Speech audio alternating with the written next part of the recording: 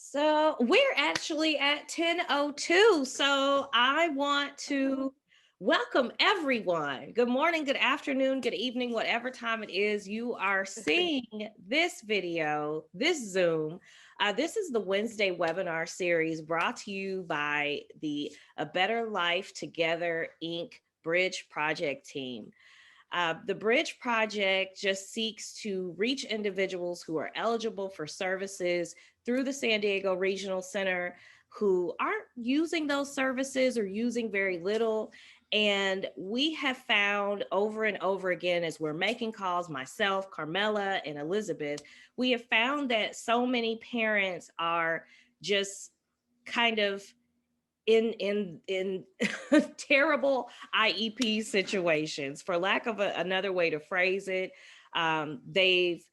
They've been told things and they've just kind of go with it. They really don't know how to put together a strategy and how to approach the process. So we're going to keep it going with what we've been doing every week leading up to this week. We've been talking to master IEP coaches, advocates for autism advocates. And today we have the IEP strategist. We were just talking before we got started here that she's TikTok famous. It caused me to re-download TikTok to my phone. I am super excited to have Kimberly Kizito. Again, she's with Kizito Associates, the IEP strategist. And just to go over a few house rules before I pass the Zoom mic over to Kim.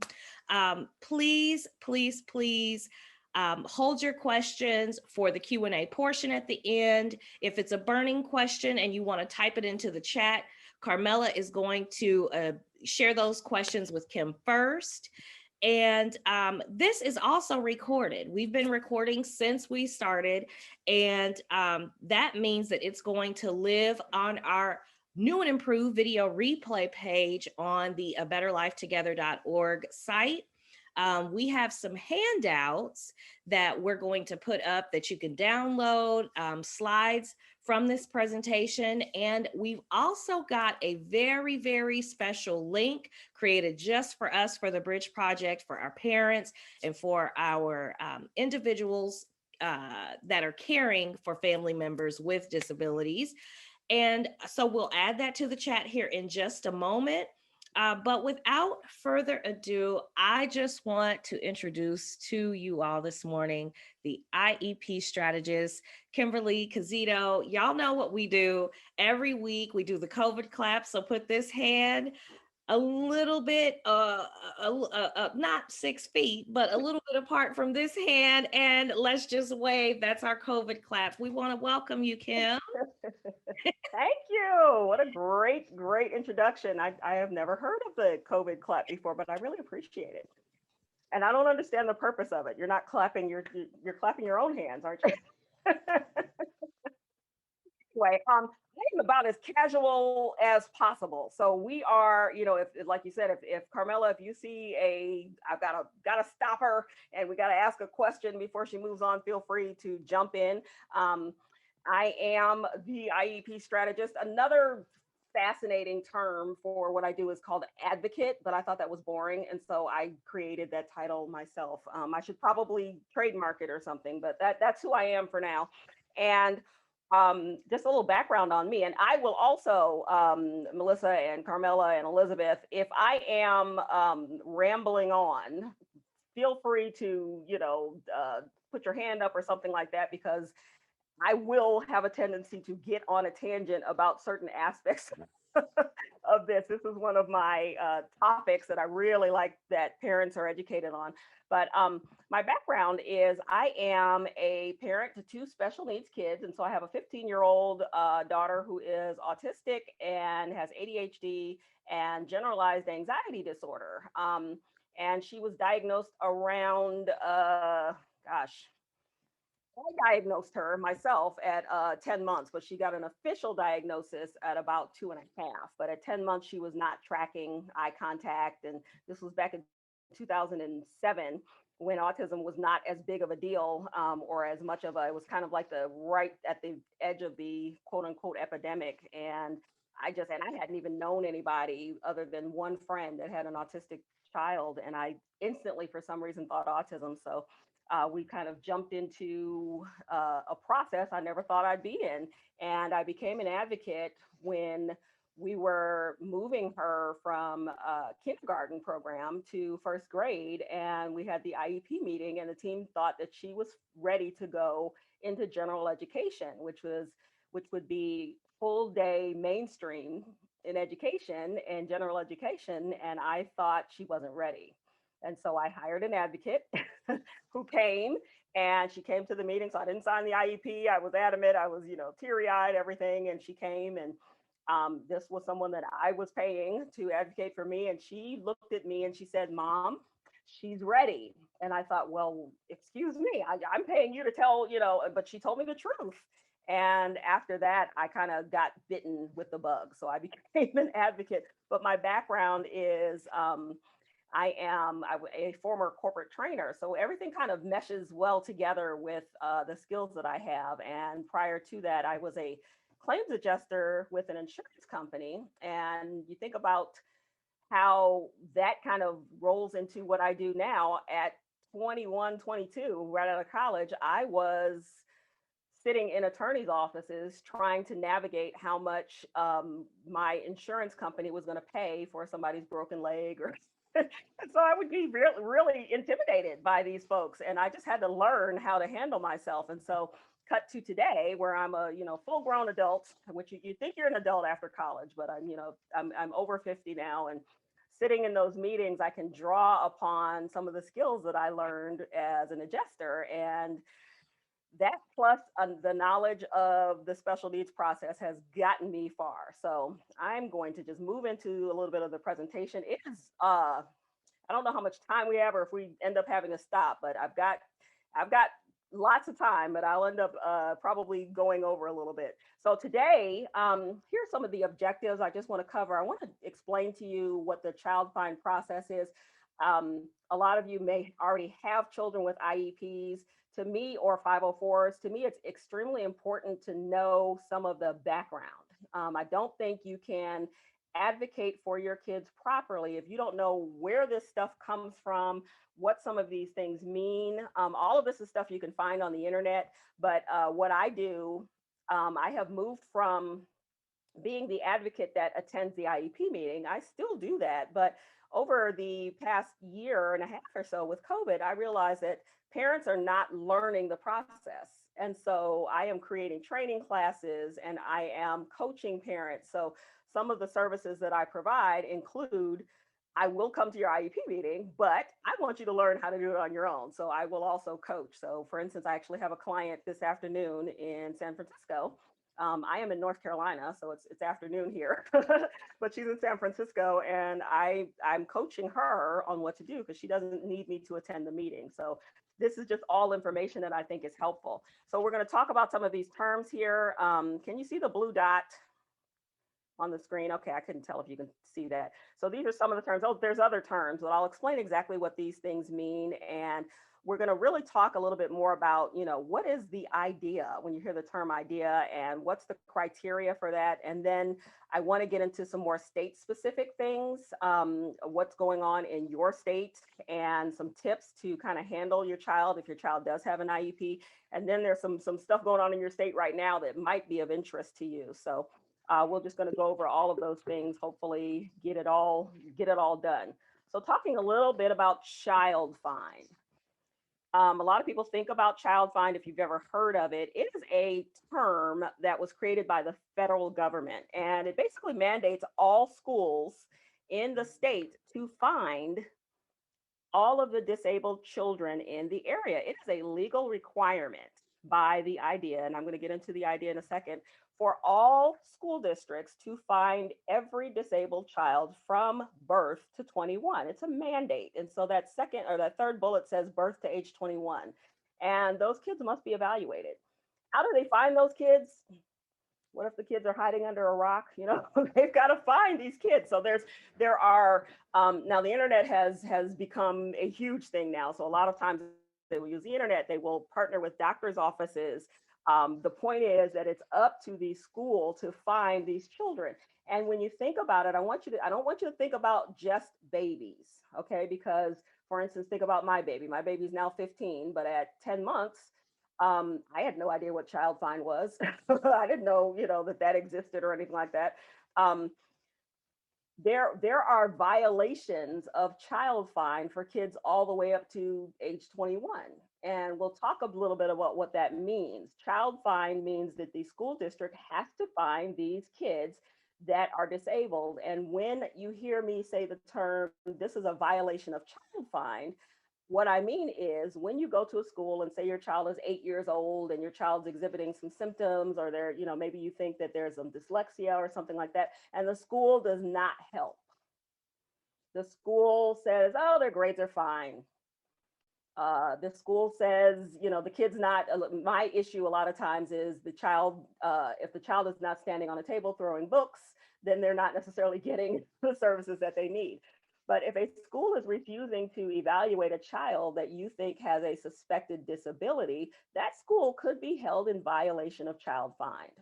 So that's what I mean. So we think a lot about babies, but it really goes all the way up to that. And so the thing that I'm referring to when I say the idea, it stands for the Individuals with Disabilities Education Act. And it basically protects the rights of all students with disabilities. And so children with disabilities from birth to 21 are covered under IDEA. And another little known fact, this includes your kids that are homeschooled. This includes your children that are in private schools. Why? This is a federal law. And guess what pays for federal laws? Your taxes. So whether or not you are paying $1 million a year to send your child to shishi poo poo private school, or you are deciding, you know what, I don't know if the school is, my child can attend school. I have kids that are, you know, have anxiety, that have school refusal, clients that cannot even go into the school building, and the parent chooses to homeschool. That parent can get services from the school in their district. Okay, so that's a little known fact there. But it requires school districts to do that. And so I don't go into a lot of the infant and toddler. So when I talk about birth to age 21, what I typically do is I typically will get the parent or the client when the child is in kindergarten or in one of the public preschools and they are developing an IEP. But there is something called an IFSP, and that is kind of like an IEP for a baby, so to speak, and it's provided by the state. Now, one of the things that people also want to know, well, does child find mean that, you know, my kid that can't read has to be evaluated? Well, the school has to have a reason to suspect that your child has a disability. You are a part of that team. So one of the things that I like to tell parents to do is have as much data as possible.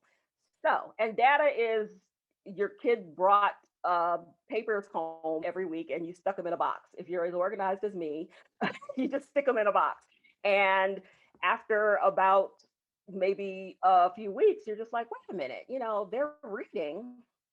And I remember my oldest daughter in first grade was able to read this book, and this daughter right here can't sound out the letters. Maybe it's something I should look into. And you pull out some of those papers and you maybe send something to the teacher and say, hey, I noticed that my daughter is not able to write her letters, and shouldn't she be able to do that by now? So those are the types of things where parents can help and make sure that they have the data. If you're getting an email from a teacher that says, Kimberly, and I always use myself as an example, Kimberly's doing a lot of talking in class today. She's getting in timeout a lot because she doesn't know when to stop, or Kimberly can't sit down. You know, we do expect kids to adhere to a lot of rules these days, but those are all the things that you just want to keep.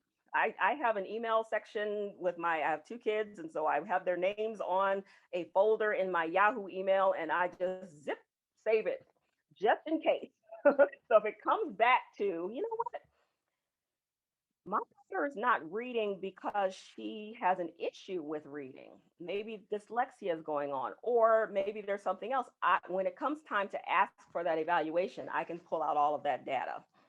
Now, the school does not have to evaluate your child, and this is another thing that we'll go into, but it gives you some power as a parent to be able to recognize I have rights. And like Ms. Ramsey was saying, you know, there's a lot of times where parents think that the school tells them this and that's it, that's where it stops.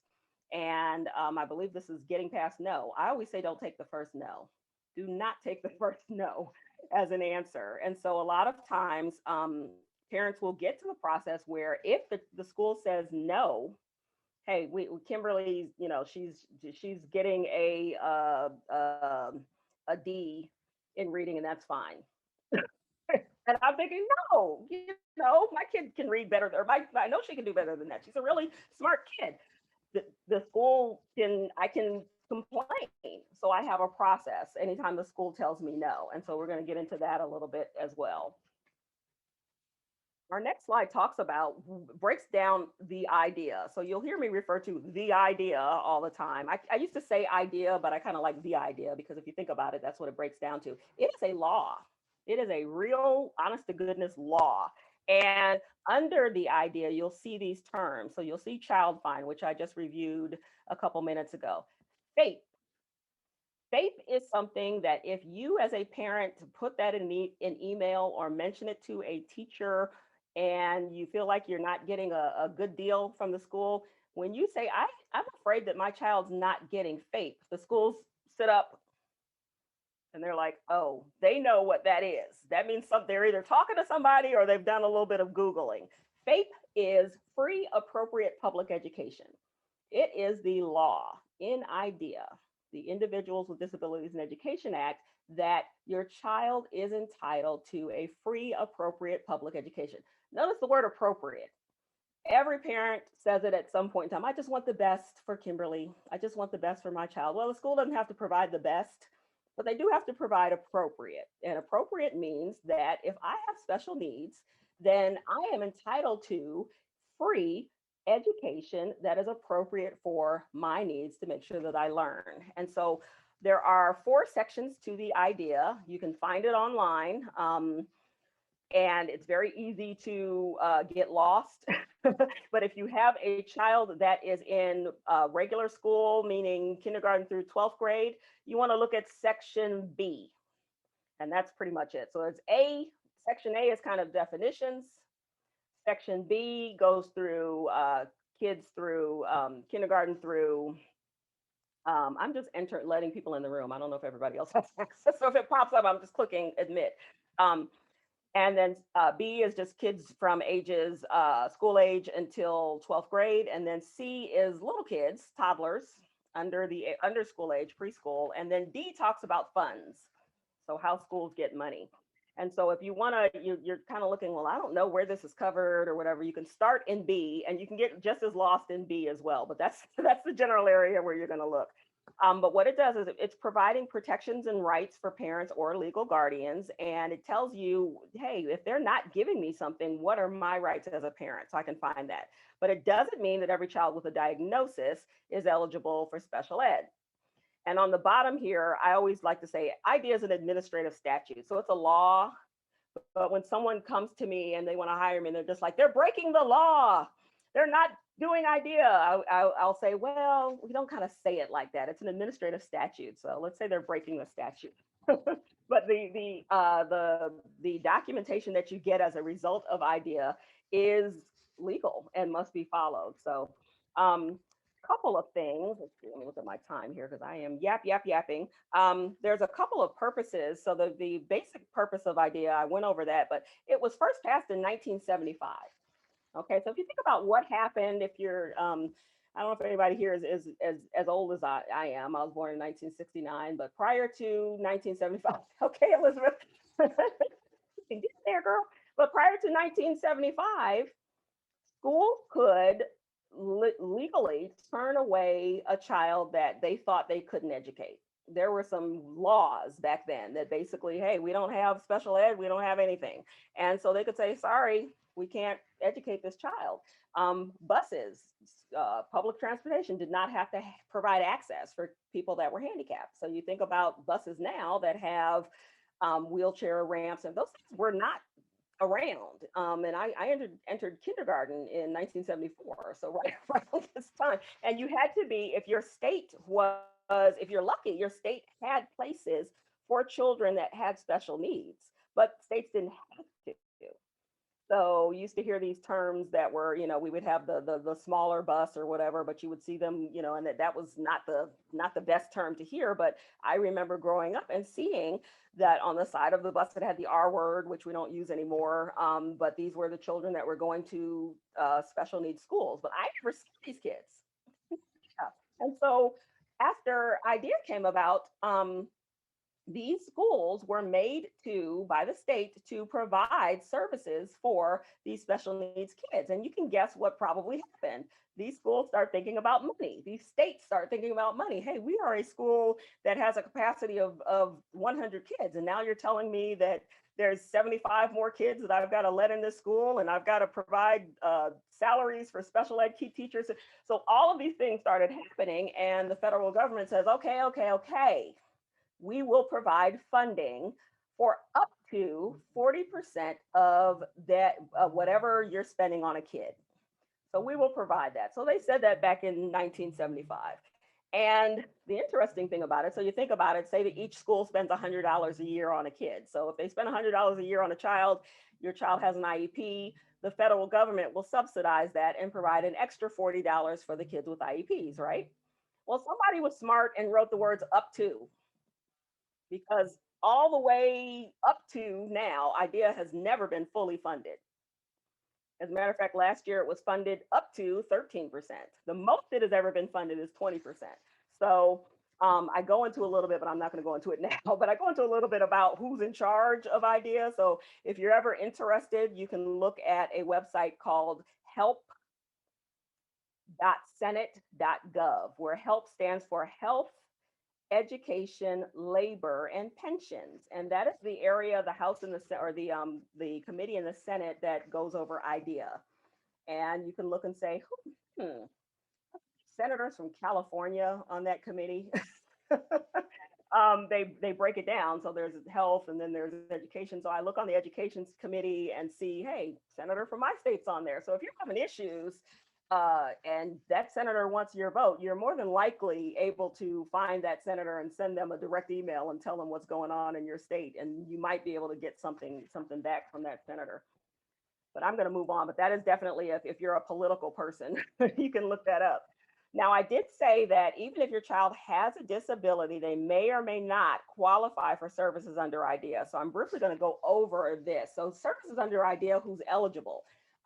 Again, not every child, but having a diagnosis does not guarantee eligibility. And when I talk about eligibility, I mean eligible to receive specially designed instruction. That's what an IEP is. I'm going to go over that a little bit more later, but so I'm talking about, I go into the school, I have, for instance, my daughter has this autism diagnosis. I take the paperwork from the doctor into the school and I say, hey, I've got this paper that says she's got autism. Let's start these services. Well, the school's going to say, well, we got to do a few things before we do that. They don't just automatically start doing things. And I'm like, what?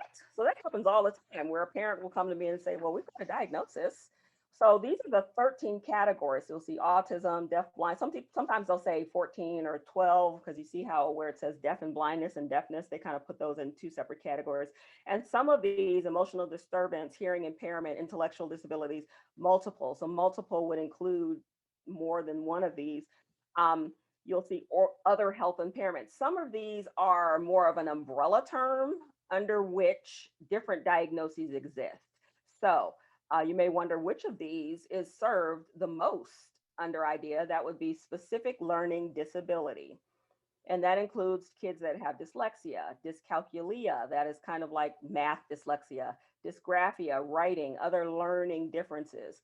And so these, if the child has a diagnosis that fits into one or more of these categories, then that is the first step to qualify for IDEA.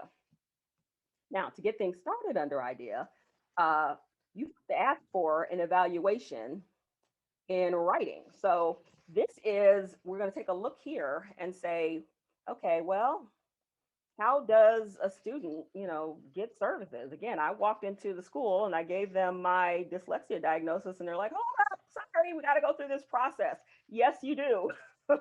So they need to have one of those 13 diagnoses on the previous page. And I believe everybody's going to I have an infographic for you guys, but in addition, you're going to be able to print these slides out. Um, and then you need to have that diagnosis, but the school needs to determine how does that diagnosis how does that affect that child's learning? Is that child affected by that diagnosis? Can they learn? If that is a yes, then they may not qualify. If that is a no, this child cannot learn in the regular classroom environment, or they need some services, then we move on to the next step. So there are 3 things.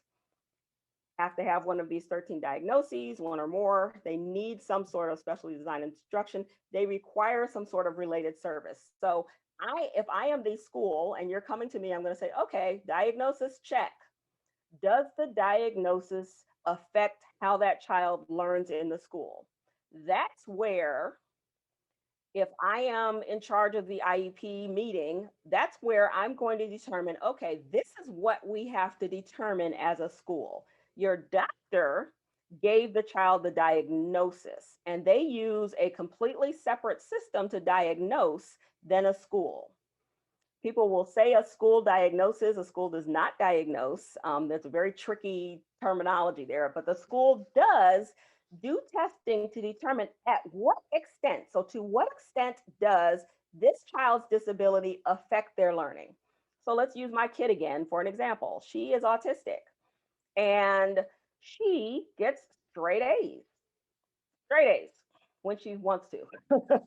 But she's capable of getting straight A's in general education classes. And she's in 9th grade now.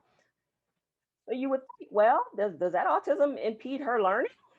Not really. She's doing really well. And so I will get clients all the time that says the school is not going to even test my child because they're looking at their grades and they say that they have great grades and they do not need an IEP. Au contraire, what else do we learn in school? In kindergarten, we are learning how to share. We're learning how to get along. Some of these things are inherent, okay? Some of these things are things that if a kid does not have a disability, they just automatically pick up. I know that the other 20 kids are standing in line and quiet, so I better go stand in line and be quiet, okay? I know that in kindergarten, everybody's raising their hand to ask, so I better raise my hand. I know on the playground that if I don't get a ball or something, that at some point, I might have a little bit of a tantrum because I'm 5, but at some point I'm going to figure out that I'm going to have to learn how to wait and turn. My autistic daughter does not pay attention to what other people are doing. If you have a child with autism and you've had them evaluated, it's hard because you're sitting in the room and you're just like, oh my gosh, they're not doing anything. It's really hard to watch your kid get evaluated, but you can watch and tell the difference. So for instance, my child, as a baby, when they were assessing her, she wasn't a baby, she was 2.5. So they were looking at her play with toys. She didn't play with them appropriately. Whereas my youngest daughter, and this, I didn't know that there was a difference, but my youngest daughter, by the time that she could pick up or crawl on the floor and pick up, she would get my phone and put it to her ear. Not her, I didn't teach her, she just watched. And she figured it out. It was something that she figured out. Or you'll see a child that will bring you a bottle of baba. So there's a lot of things that our kids that have special needs need that may not necessarily equate to how their academics work. So if I'm sitting in an IEP with a parent and the school is saying, no, their grades are fine, I am going to question the IEP team about the other areas of disability, because the idea states that it's not just academics that a child learns in school. A child also learns emotional regulation, social regulation, Behavioral regulation. So the child that's in first grade that is doing fine academically, that had a meltdown that lasted 30 minutes, where the teacher was trying to calm that child down, and it took 30 minutes out of the child's day. And the school is going to tell me, well, this child is fine, they don't need an IEP. I'm going to question that. And I, as a parent, am going to have the records to lead up to that, because that kind of stuff doesn't happen overnight. Somebody can have if someone's having a one-time meltdown, yeah, they may not need an IEP. But I would like for that child to learn coping skills, how to regulate. And some of those things have to be spelled out. And some of those things have to be taught to a child that doesn't necessarily know that a phone at age 2 is for something that you put to your ear. You may have a child that has autism that takes a phone and throws it across the room, or takes a train and just looks at the wheels and just spins the wheels because it's pleasing to the eye. Those kids are not picking up on what other kids are doing all of the time. You can teach a child to pay attention to the other kids, see what everybody else is doing. So I still tell my daughter to this day, what did everybody else, what's everyone else doing? And then she picks it up. Oh, okay, I'm gonna go stand in line over there, but it's not something that's inherent for her. So that is something I really want parents to pay attention to. We are not just with IDEA, we are not only assessing academics, we are assessing adaptability skills, we are assessing all kinds of things. Now, if the child does not have behavior issues, and maybe they are adaptability, like maybe the child's just socially, with autism, there's a lot of times that kids are mean and your kid doesn't necessarily know how to be a friend or things like that, then they could get over with something called the 504, which we'll talk about. But an IEP is specially designed instruction that is specially designed for that kid and that kid only. Okay. And so once those three things exist, then the school does their evaluation. I mean, the school then determines whether or not what is going to go on that child's IEP. Okay. I'm going to skip around. Okay. So now we are on determining eligibility. And I think I went over this a little bit more, but let's see. How do I move this window thing? I'm going to close it. Sorry about that, guys. Hide video panel. No, not that one. So I want to go over, once school determines, okay, yes, we are going to evaluate this child, what do they do?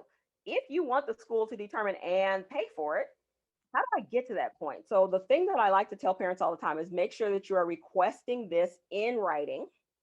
You are asking, and by writing, I mean, you are sending an email. So no formal letter or anything. I prefer an email because it's much easier to keep track, unless you are the organized person that doesn't like a lot of stuff sitting in your inbox. But send an email. And I always want you to send an email to the teacher. You can go on the website of your school to see if they have someone that coordinates a special ed program. But I always try to send the email to at least 3 people. I am dealing with a mother in LA Unified School District right now who sent out an email to 1 person, and now they're trying to say that they didn't get it and all of these things. Fortunately, she kept it, but they didn't get it. And so, but they're in violation of child fine because they waited 45 days to finally contact the mom. So I always like for parents to make sure that you have enough people on the email. So it's typically, I will send an email to the assistant principal, the child's teacher, and if there's a special ed coordinator at the school, I'll send it to that person as well. And then I want to give them details. So a little tip and trick here is, you do not want to send an email saying, hey, I think Kim is autistic and that she's dyslexic, and can you test for that? That there are little tricks and trades in the school. And, I've handled IEPs in several different states. Some of them give them away, like Oprah gives away cars. You get an IEP, but other ones they hear the language and they run. So dyslexia is kind of like a trigger word for schools. We don't test for dyslexia. No, no, no. And so what I tell the parents is, and this is I have a sample letter on my website that's free to download if I don't know what to write. So you can go on my website and download it and just copy and paste it. But what I tell parents is to focus on symptoms. We are not looking for the school to diagnose. What we're looking for the school to do is to provide services. And what are they providing services for? They are providing services to help my child with boom, boom, boom, boom, boom. Dyslexia. My child is reading 2 levels below the school level. How do I know this? Because the teacher said, oh, that we're using this Fry's sight words. That's one of the things that schools use. And all kids should have these 20 sight words done. Or how do I know this? Because I went on the school's not telling me anything. I went on the San Diego County website and I went on California Department of Education website and I looked up standards for a 3rd grade. And it tells me that a 3rd grader should be able to do these things and my 3rd grader cannot. However, when I went down to 1st grade, it looks like they're at that level. So those are the types of things that I can say. So I'm going to list symptoms. I am not going to say, oh, unless I have a diagnosis, then I might say something. But if I don't have a diagnosis, I don't want to pay for a diagnosis. We don't all have perfect insurance. We do not all have, and some of these places have waiting lists. So if I have a suspicion of autism and I'm calling around and this place has a 3-year waiting list, I'm not going to wait for 3 years. I'm going to call the school and I'm going to list the symptoms. And then I'm going to say, hey, we need services based on this. And that is the best way to get the school to jump in. But I'm going to provide details, like I said, and then I'm going to follow up. So I usually like to give the school about a week, and then I will send another email.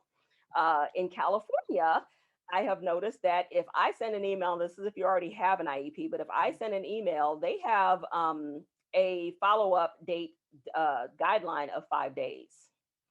So it made sense to me for the IEP meeting that I was like 5.5-hour IEP meeting, guys. It made sense to me at that IEP meeting a couple of weeks ago for them to say, we didn't get it because they didn't, they knew that they weren't going to get back to her in 5 days. So that's why I want to make sure that 2 or 3 people have it. But as you see, each state may have a different deadline or some guidelines. Now, when I talk a little bit about so once your child is eligible, so we go through the eligibility process.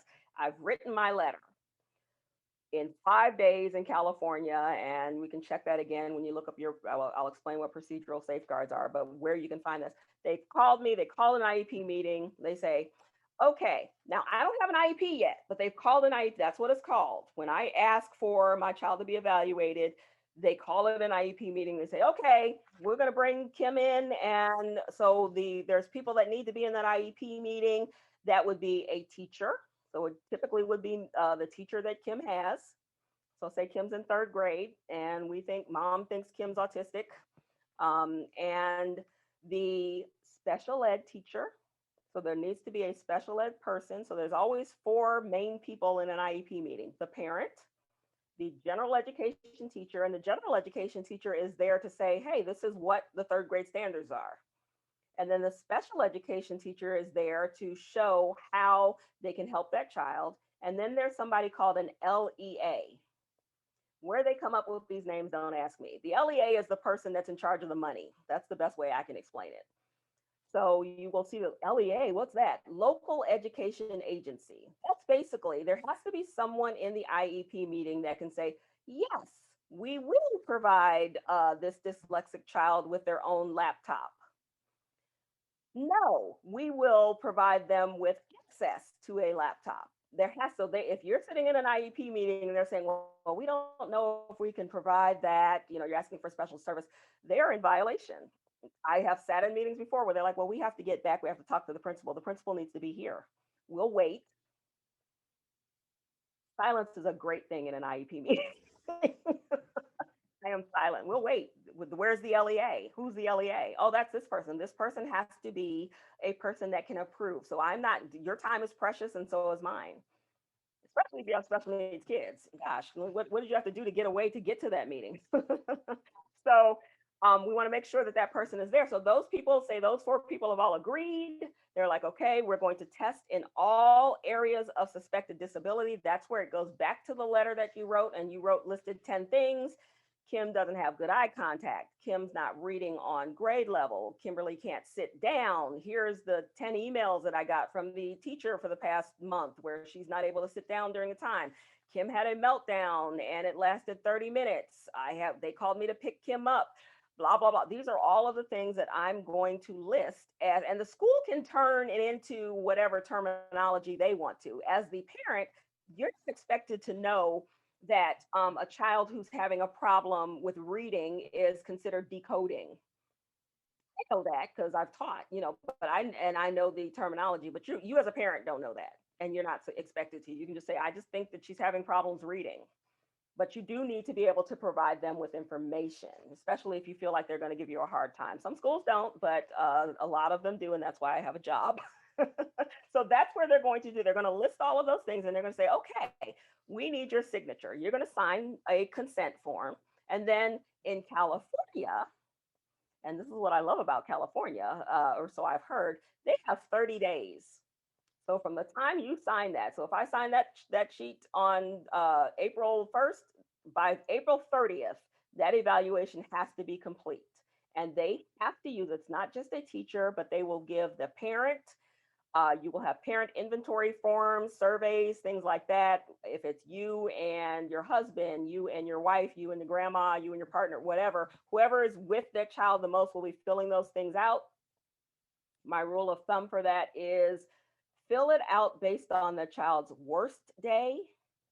It is hard for us parents to admit that our kids have issues, but it's the worst day that's the day that they need the most help. So that day that child had that 30-minute tantrum, but every other day in the month is fine or sort of fine, we're thinking about that day. So when we're filling this out, sometimes, always, put it down for that day, okay?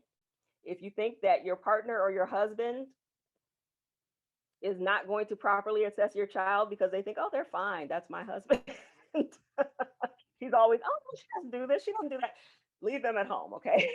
Have grandma fill it out. But, or if you have a really nice teacher and they're filling it out, say, look, I need you to do it based on her worst day, not her best day, her worst day, because those are the days. These kids are kids that have special needs and maybe have behavior issues are not having them consistently all day. Okay, you have a child that's going to have a behavior issue. Those behavior issues may happen once every couple of weeks. And so if that child's not getting services because the teacher's like, well, she's fine most of the time. No, we want to get services based on those days. So they're going to have 30 days. The law states 60 days, but each state can make their own guidelines. So the federal law states that from the time the parent signs that evaluation, yes, you can test Jimmy. They have to have that done and meet with you within 60 days. But each state kind of takes it and tweaks it a little bit. So the longest I've ever seen is my state, which is 90 days. So by that time, during that time, they're pulling your child out. They're doing different tests. And even if the child is nonverbal, even if the child is 2 years old, there are a million tests that a qualified school psychologist is able to do. If the child has speech issues, they're going to bring in a speech therapist. If the child has occupational therapy issues, so the child's not holding the pencil correctly or having grip issues, or your child's in high school and they aren't able to schedule, do executive functioning, which is just a fancy word for being organized. Occupational therapy. Those people are going to assess that child and say, I looked in their backpack and all the papers are at the bottom. That kid's not not necessarily messy. That kid may be ADHD. That kid may be the type of kid that's not able to organize. These are all things that children can get help for. Okay, so we are going to move on. So once that eligibility is determined, let me move. I keep moving the little screen around. So we talked about all of the tests, and over here on the left side, they get the test based on what you said and the consent, mobility specialists, all types of things. These are people that are going to determine. Now, you may not, like when I had my daughter assessed, she didn't need a physical therapist or mobility specialist because those weren't our areas of concern. But the law requires that they test in all areas of suspected disability. So if you have listed it, they need to test for it. If you get to the IEP or you get to the evaluation meeting, that's the meeting where they've got this nice 20-page report and they show you all of the testing and you notice, oh, they didn't even check for her pencil grip. They never had an occupational therapist. Guess what? They need to go back and do that because you have it documented that you said that this was an issue. So once it's finished, they need to explain it. They need to include the names of the test. When was it done? Who administered? Oh, they did that test. It's showing this, and they did it on April 1st, and that was the day that our puppy died that morning. So, you know, my child probably wasn't at their best. And you may be able to determine that. Who administered the test? I want to know who's giving my child the test. Is it a school psychologist? Isn't Mr. Johnson the guy that helps the kids cross the street? Why is his name on here? So I just want to, you know, that's never happened, but I definitely want to be able to find who's taken the test. And it must include whether or not the school finds the child eligible for services and what services are recommended. So you'll get the report. They have to explain it to you. Please do not be afraid to ask. Please do not be afraid to say, what is this WISC IV stand for? Well, that stands for the Weschler. That's the name of a psychological test. Well, what does that mean? What is this? Oh, my child scored an 80. That's great.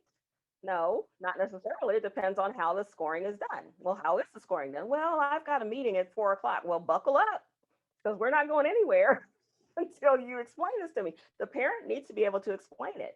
And if English is not your native language, if you speak English, but you prefer Spanish, Chinese, Japanese, Creole, whatever, and it's easier for you to understand, the school has to be able to provide that for the language that you understand.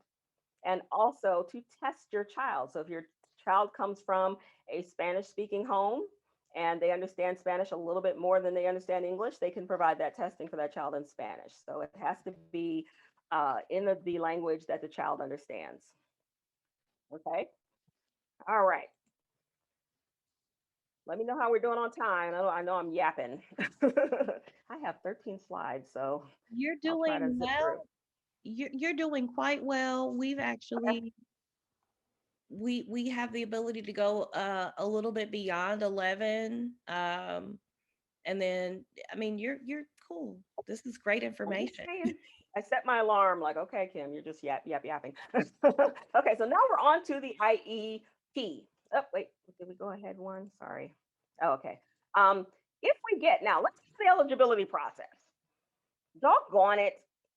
I asked for a test for dyslexia, and they told me that my child has ADHD, that he's not dyslexic. I disagree. Well, guess what? You can disagree. You have the right to disagree with the eligibility process, the psychological testing that the school has done, and say, I don't like it. I want to have my child tested by someone that doesn't pay you. A lot of people don't trust the school. And I don't, you know, given what I have seen, there's sometimes where I'm just like, I don't know. I completely understand, Mom. I know exactly, because I can tell you some stories. You have the right to what is called an independent educational evaluation, or IEE. So we're not talking about the IEP yet. I disagree. I think my child is dyslexic. I don't think he's got ADHD. I'm thinking specifically of a kid that I used to tutor who did something called masking. This happens with kids that, like girls that have ADHD or kids that are having problems reading. So I would read with him, and he would stop every couple of words to make a joke, or he would look out the window. Oh my gosh, look at that, look at it, you know, and it looked like ADHD, but it was not. It was dyslexia. He was embarrassed. So he would say, independent educational, oh my gosh, look at your hair. Oh, guess what? This, you know, I went to the school and I got to play on a thing. Oh, so he was giving himself time looking at words that he couldn't pronounce. He didn't have ADHD. And I told his mom, and I said, look, you know, she's a friend of mine. And I said, he's a really bright kid and he doesn't have ADHD. What do you mean he doesn't have ADHD? I need you to have him tested for dyslexia. And he got a dyslexia diagnosis in 6th grade. And all the ADHD masking went away, and he got proper services, and the kid's doing fine. That's a wonderful kind of story. I love to hear those stories. Sometimes it doesn't happen that way, but but again, I can disagree. I don't like the diagnosis. The diagnosis isn't enough. There's no evidence of a disability that you know is there. So they may say, I may know that my child has a disability, but they're saying they don't. And then I'm looking at the tests and I decided, okay, these are all tests that you can find on Google. So I can Google them and say, oh, this test tests for everything but these three things that I think would have helped them understand that my child has this. And so in the idea, a parent can basically say, hey, I would like to have someone outside of the school assess my child. And they cannot be employed by the school. The school might disagree with you. You have to tell them why. So the school may say, well, Miss Jackson, why do you want an IE? Well, none of your business. They don't have to, you don't have to tell them why. Or you may go in there saying, I don't feel like I'm going to get an accurate depiction of my child. I don't trust the school. That happens based on maybe some experience. So you may go into the evaluation knowing that you're going to ask for an IEE. Okay.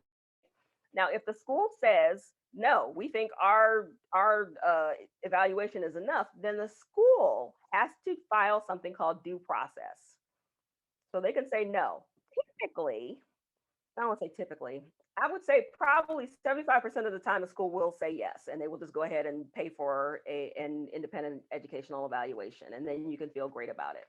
So when friends of mine say, well, I need to go get Kim evaluated, I will say, well, number one, your school is going to pay for it. So why not do it through the school? Number two, even if you get a doctor's diagnosis, the school is going to do the testing, some more testing to determine how that disability affects education. So they're going to use IDEA for their criteria, whereas the doctor's using something called a diagnostic statistical manual, and that's what they use to determine. So I'll tell a parent, go to the school all day long. Now, if they're having problems and they have great insurance and the school is saying no and they can go ahead and get it done, fine. But just know that once they go back to the school with that diagnosis, the school's gonna say, okay, now let's do our testing now. So sometimes that can get annoying. All right. So let's say we have gotten everything done. We like it. We agree. We're all excited. And now we know this child does qualify for an IEP. What is an IEP? IEP stands for, everybody thinks the P stands for plan. And because I'm a stickler, I mess with people and say it does not. It stands for program, but it stands for an individualized education program. Nobody but me will correct you if you say an individualized education plan. And even when I correct you, I'm being funny. The key term here in IEP is individualized. Individualized. That means I have a specific plan for my child. That does not mean all the autistic kids in San Diego county schools all get the same IEP. No. I have a plan that is now individualized, and it's based on the evaluation that the school provided, okay, or the IEE, depending on what they do. Now, they have to take into consideration the evaluation that the school did, whatever the doctors did, whatever you have from outside, the parents talking about things, what's happening at home, those types of things. Junior gets home every day. He is perfect at school, but he melts down the minute he walks through the door. These are all things that the school has to take into consideration when they're developing the IEP. Now, what I talk about, there are benefits to having an IEP. So it's catering to your child only. It lists accommodations. You as the parent get full input. Even if you don't think you do, I will sit in an IEP meeting until I feel heard. I am not concerned how much time they have, or whether or not somebody needs to go pick up their child from school or something like that. What I will do, and what I have done, is if my child's at a new school, so my kid's going from elementary to middle school or something, and it's time for the IEP, if I think we're having issues, when it comes time to schedule the IEP meeting, I will tell them that I need at least 2 hours. And then they can, and I'll say, I will be happy to break it up into 2 days, but we will finish. We will go over this in detail. So it gives me full input, because sometimes I do want them to break things all the way down. I do this for a living, but I want to kind of hold them a little bit accountable for, you are saying my child, yes, does need this service or does not, and I need you to explain why. And when you can't, guess what? Sometimes my child ends up getting that service. So again, we went over all the people that are in there. So we have the parent, the LEA, which you all wrote down and all memorized, that LEA means the money person. Special ed, regular ed teacher. Other would be anybody else that assess the child. So typically if you are having, so if you finished your, if it's a regular eligibility meeting, sometimes they will have the eligibility meeting and the IEP meeting at the same time. If you are the type of parent that needs to have that stuff fully explained, then I suggest having them separately. I want to have the meeting with these school psychologists where they're going over this 20-some page report. They're going over every number. They're explaining why 80 doesn't mean good on a bell curve or whatever. I want to know, okay, why does it mean it's good on this test, but it's not good on that test? I want them to take their time and explain that to me. Or you can have it at the same time as the IEP meeting. If you are a working parent, look into your state law. I believe it's a federal law, FMLA. You should be able to take time off to attend an IEP meeting. So if it comes down to, hey, I got to go to work, guess what? They can figure it out. Okay. And they can also allow you to attend an IEP meeting now that we're in COVID, but this was before COVID. You could call in or you can do video conference if you're not able to be in the room. I like to be in the room. As you can imagine, I like to be looking at people's faces, but it does provide our legal protection, and again, provide students rights in disciplinary situations. So we can talk about that a little bit later, but basically there are different standards for a child whose behavior issues are as a result of their disability than a kid who just, I'm just gonna fight this person because they stepped on my shoe. And that kid does not have a disability. If the kid has an IEP and they beat somebody up or they get suspended or they did something and the school has an IEP or an IEP is pending, so the kid may not have an IEP yet, but they're on the way to getting an IEP, then that kid does have certain rights. So I talk a little bit about what it is, and I think I mentioned this before. A public or charter student can have an IEP. You can get an IEP through your public school if you have a child in private school. However, the private school does not have to adhere to the IEP. So there are clients that I have a client whose daughter has dyslexia, but she has IEP services at the public school, but her daughter goes to a special school for dyslexia in the morning. So the mother takes it, this was pre-COVID, so I don't know what they're doing now, but the mother takes the child to school. She's finished at lunchtime, and then the mother drives 40 minutes to put the child into public school for the afternoon. Or the homeschooled child, where that child can get services. So these are all services that are provided, and some private schools have their own types of plans that they will allow as well. All right, zipping along. So what is in an IEP? So all IEPs look different. One thing, I did get a chance to look at San Diego schools to see what they use, but I know LA uses something called Welligent. And there are a million, and counting, there's a bunch of IEP software out there. So there's software that pretty much has all of these things, present levels, all of these things, and they go into these computer programs and they are set up and purchased by your school district to help them with IEPs. And so it goes through, okay, how is my kid doing now? What's their present levels? All IEPs, they might look different, but they all have these same components. And Miss Ramsey, if you're looking at my TikTok, I have a whole I have a whole thing where I go through an entire IEP. So try to do that in 30 seconds. But I go through IEP, each page of an IEP in each section. But present levels of academic and functional performance. This is where a parent can get a little misty-eyed because, again, you are sitting there listening to the school telling you all the things your kid can't do. If you look at it that way, okay. I'm a praying person. I used to write "but God" on every IEP for my kids. I'm like, you're not gonna tell me what my child can and can't do. Anyway, so it's gonna have annual education goals. Annual meaning a year. So an IEP lasts for a year. And then the school has to meet again and say, oh, what are these goals? How have these goals gone? So one of my daughter's goals on her IEP for this year, she has two. I can't remember what the other one. No, I think one has to do with her regulation, but one is about her raising her hand. She is ADHD and autism all the way through.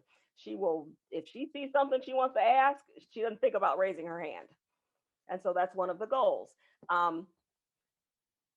With an IEP, specially designed instruction means we are going to teach that child how to meet that goal. So if you have an autistic child that is forgetful, which I don't like to use because that doesn't mean they're forgetful. That just means their brain is on to bigger and better things. They are working on other stuff. They may have, they may know that their homework's due, but then also they see something else going on. So, but they need, so the fact that that goal is listed, that this child has to raise their hand, or this child, the goal is that this child needs to be able to know or write down their homework assignments. It's there because the child does not know how. So the specially designed instruction section needs to show, okay, well, that's great. She doesn't remember to write down assignments. How are you going to teach her? When I'm sitting in an IEP meeting and they're saying, well, this is a goal that she hasn't met. Well, where's the section that tells me that you're going to teach her how to do that? There's curriculum that is designed for our autistic kids, our ADHD kids, our dyslexic kids. Somebody that's making money, somebody that has figured it out. Believe me, we are in a capitalist country. Somebody has figured out how to teach everything, every child. Your child can be, I have a cousin that is severely autistic, nonverbal. I don't know what's going, I think he has intestinal issues. He does not walk straight. He needs help walking. He needs a feeding tube. He needs toileting. Guess what? He can learn. So when my aunt called me and told me all of these issues and she realized what I did for a living, I said, guess what? I'm coming to the IEP meeting and we are not going to be just sitting him in a corner because you think that he can't hear what you're saying. We're going to talk to him. We're going to try, we're going to continue to try, or we're going to pull him out of this school and find a place that will try. Okay. So in the annual education goals, we're going to list all of the goals for this child. We're going to list the services that the school will provide. So when I talked about related services, that can be anything from transportation, speech, occupational therapy, physical therapy. A kid that has anxiety. Anxiety is not one of the diagnostic categories, but it comes with certain ones that do. So maybe a dyslexic child may have some anxiety that develops from having to read in front of the class.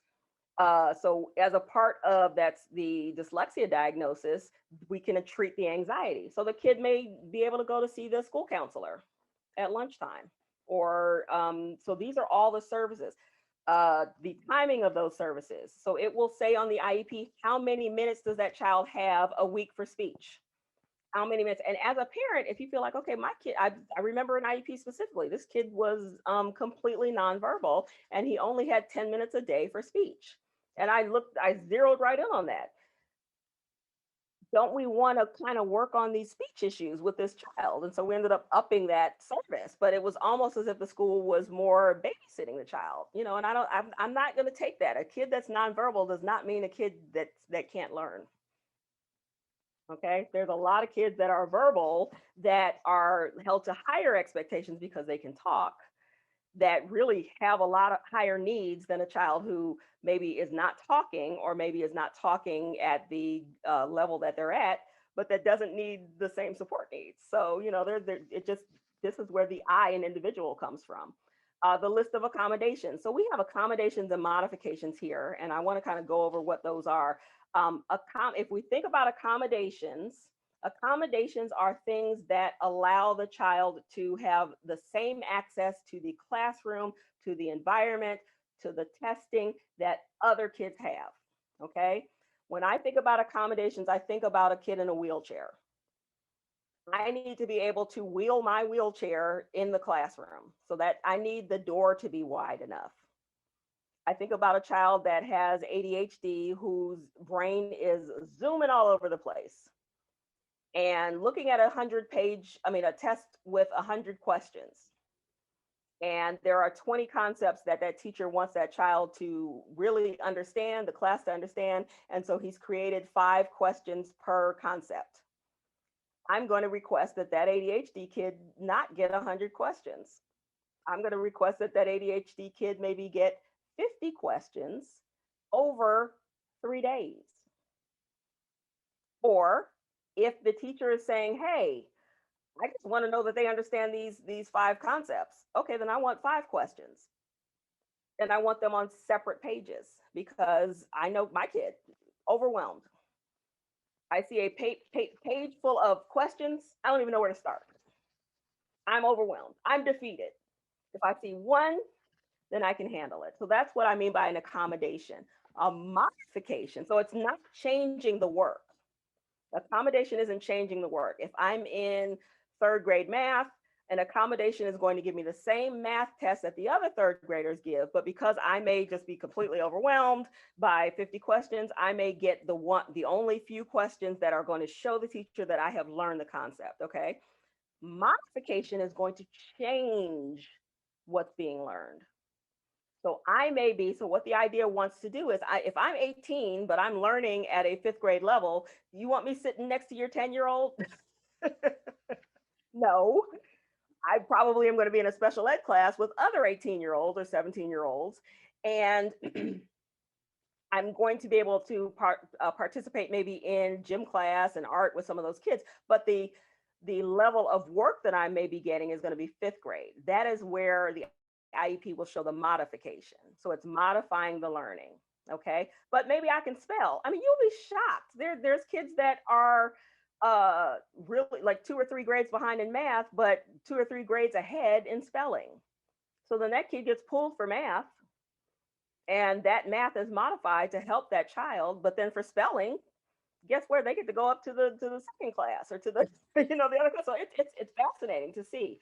And then it's going to go into rules for standardized testing. So every state has standardized testing, and whether or not your child, they will take the test. How will they take the test? Will they get more time? Will they get to go in a quiet room? Those types of things. Okay. And then rules for inclusion and activities. So the IEP is going to show how often will this child get to be in the class with regular education students. The goal is to have a child that has a disability to be able to sit in a classroom with kids that are their peers that don't have a disability. Okay, so there's several different levels. It's called LRE, which is least restrictive environment, and that is the law.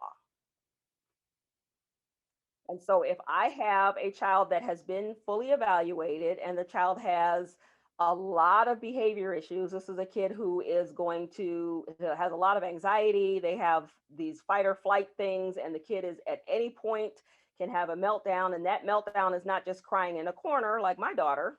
That meltdown is violence. That meltdown is a kid, I hate to use the word, I will tell a IEP team to remove the violence word off an IEP. So I'm sorry, I don't mean to use that. But that kid may strike out. It's fight or flight. Okay, so we're going to fight or flight. I have kids that flight too. So they're eloping meaning they're running away. So that kid may not be able to be in the general education 2nd grade classroom. When they go to recess, that kid may run down the street. So that kid may need a more restrictive environment. Okay. So that's where we look at, and those are all issues that parents have. And when we get to the part, Melissa, maybe you can remind me to talk about placement, because there's times where a child is placed in a restrictive environment that the parent disagrees with, and you can at any point in the IEP process, if they've made a decision that you disagree with, you have recourse. Okay. All right, I'm zipping along. I told you I can talk now, Melissa. Okay, so now we're on to section 504. You may have heard of this, you may not. Okay, so you may hear, well, they don't need an IEP, but let's give them a 504. So it's like a 504 is like the consolation prize. You didn't win the car, but you get a lifetime supply of ramen noodles, or whatever. You guys are out in California, so you can relate to the consolation prize. 504 is not a consolation prize. A 504 sometimes can meet the needs of a child that has a disability. The 504 is just a little bit looser. So one of the things that people don't like about a 504 plan is there's not as many requirements. We can put a 504 plan in place. It doesn't even have to be in writing. We may say, okay, this kid has ADHD, we're gonna give them extra time on tests. And it doesn't have to be in writing. I've never seen a 504, a kid that has a 504 not in writing, but I have seen kids that have ADHD that get accommodations that they don't put them in a structured 504. But the 504 is a part of the Rehabilitation Act of 1974.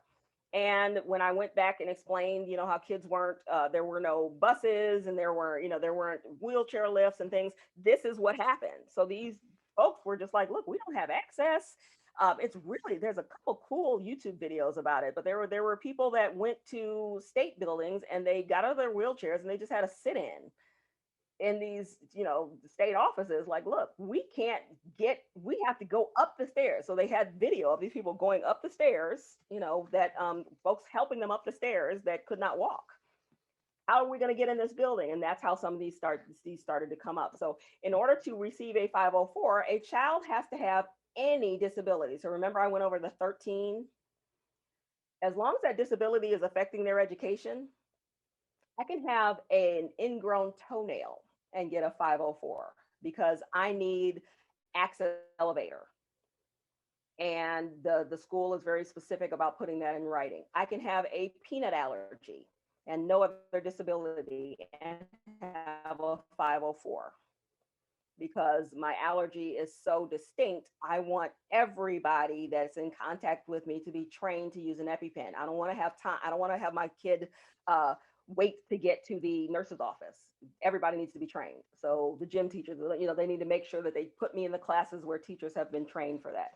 All of those things can be done on a 504. It's not a part of IDEA. So a 504 is not special education. The main thing that a 504 that can do that an IEP does that a 504 does not, an IEP provides specially designed instruction. That is the difference. If your child has dyslexia, and if your child just has problems reading, they can still get related services. They can still get special occupational therapy. They can still get speech. They can still get all of those things. What they don't get is a specially designed instruction that says this child has dyslexia, has to be taught reading differently. Some kids with dyslexia do not need that. Some kids do. Okay. And one of the issues that I run into with schools a lot is they like to put all the dyslexic kids in a box because a lot of times the dyslexic kids are, oh, these kids are fine. They just need, all these other kids are doing fine. Well, this kid isn't. And we are not going to run into a child find issue, are we? Where you're not going to evaluate this child. We want to see the level of their disability.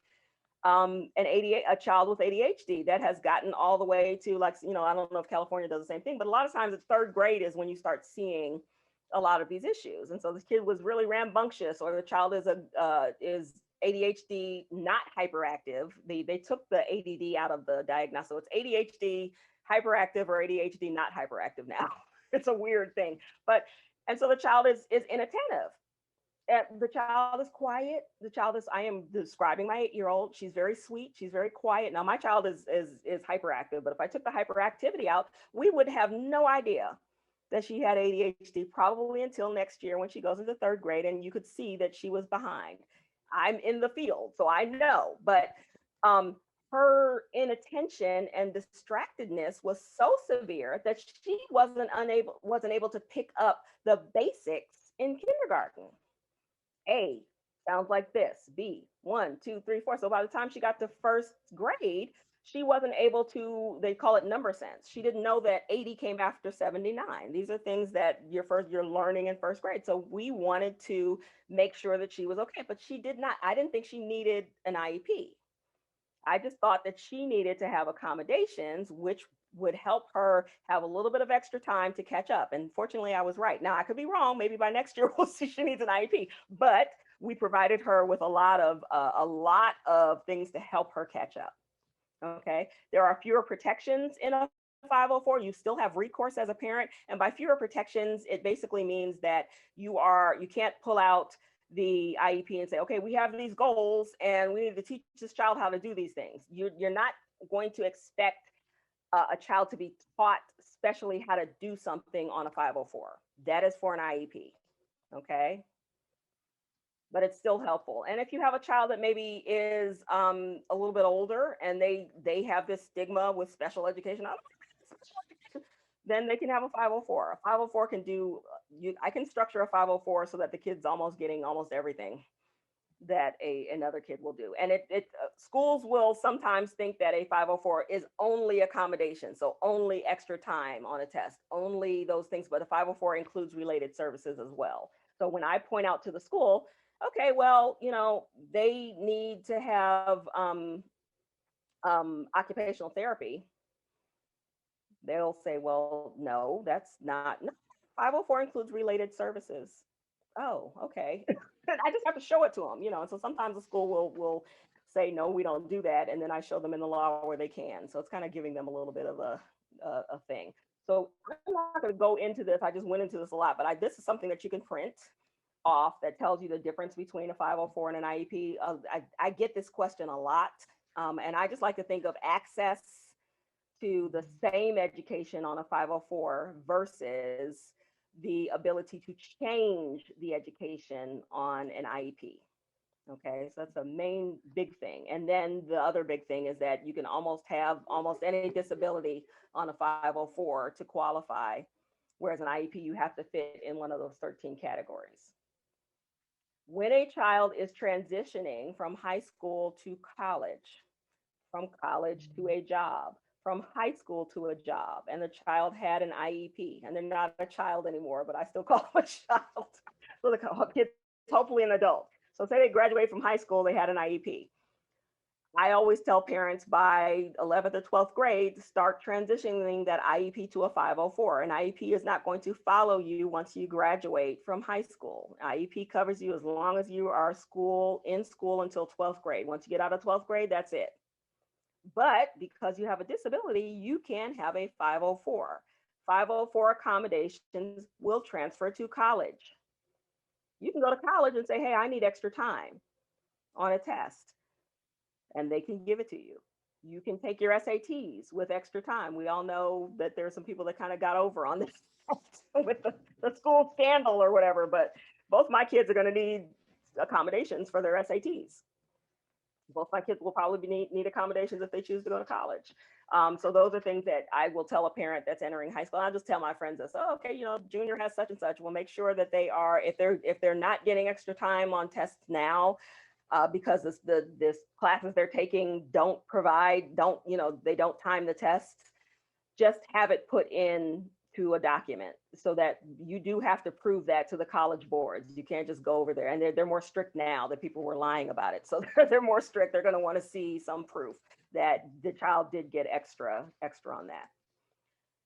All righty. Okay, so now our student has a 504 and an IEP. What do I do as a parent? Well, they always tell you, you are an equal part of the IEP team, Ms. Ramsey. You can do whatever you want. You can say, and you're just like, I'm not getting whatever I want.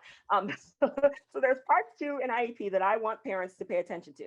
I want you to be able to look at the prior written notice, and that is for IEPs only. What's the prior written notice? What does it sound like? It sounds like I'm going to get something before something else, right? So I would think that a prior written notice is something a school's going to give me before they have the IEP.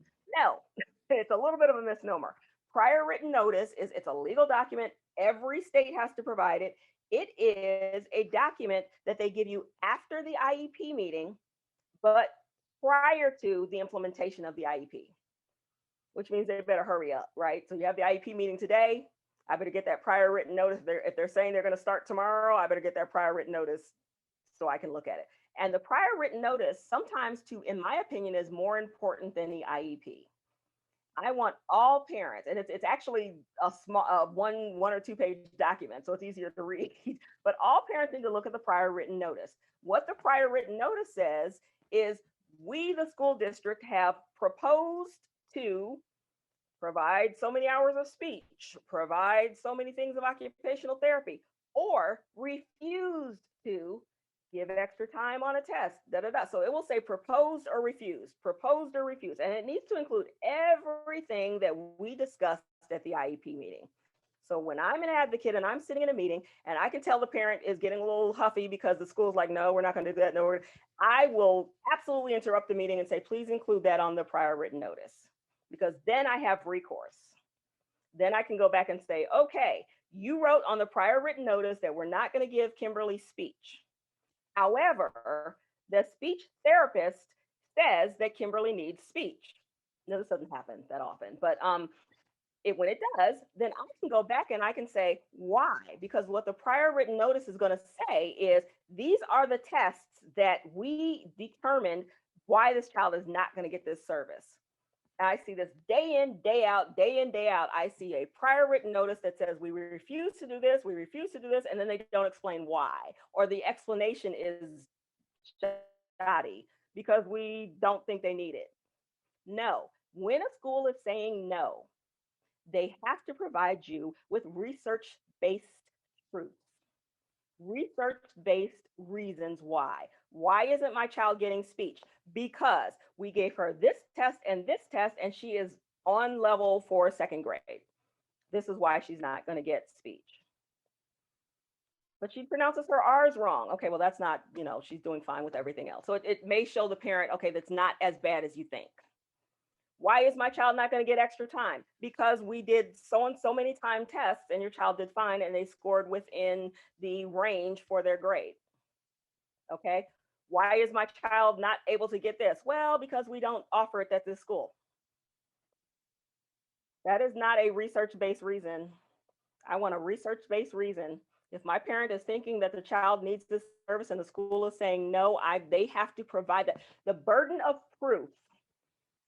If you watch Judge Judy or you're watching any of these, the burden of proof is on the school. They will put it on the parent in a minute. They will come back to you. Well, Miss Kizito, we don't know. We don't think the ADHD is, she needs a test for that. Okay, well, you need to tell me why. Well, we don't think is not your opinion, my opinion, and your opinion are the same. I think she does. You think she doesn't. So what are you going to do? Well, we don't think, I'm sorry. Well, I am a professional and I've got a degree in teaching and I think that she does not need services. Okay, so we will use your opinion as one measure because the idea states that you have to make, when you're saying no or when you're saying yes, you have to use a variety of things. So if you've told me no as a teacher, that's great, we'll use that. My yes is the second thing. We need a tiebreaker. Guess what we're going to do? We're going to test the child. We're going to test the child. Okay. So I just want to make sure that parents understand that.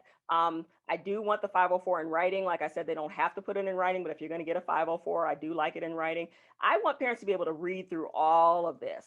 Okay. How will I get feedback?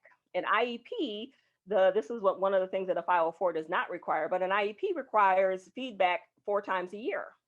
So every time your kid gets a report card, they're going to get a report card, but they should also get something that's separate, that's a progress report. And that progress report is, say we got 5 goals. I want to know, how is my child doing on this goal of raising her hand?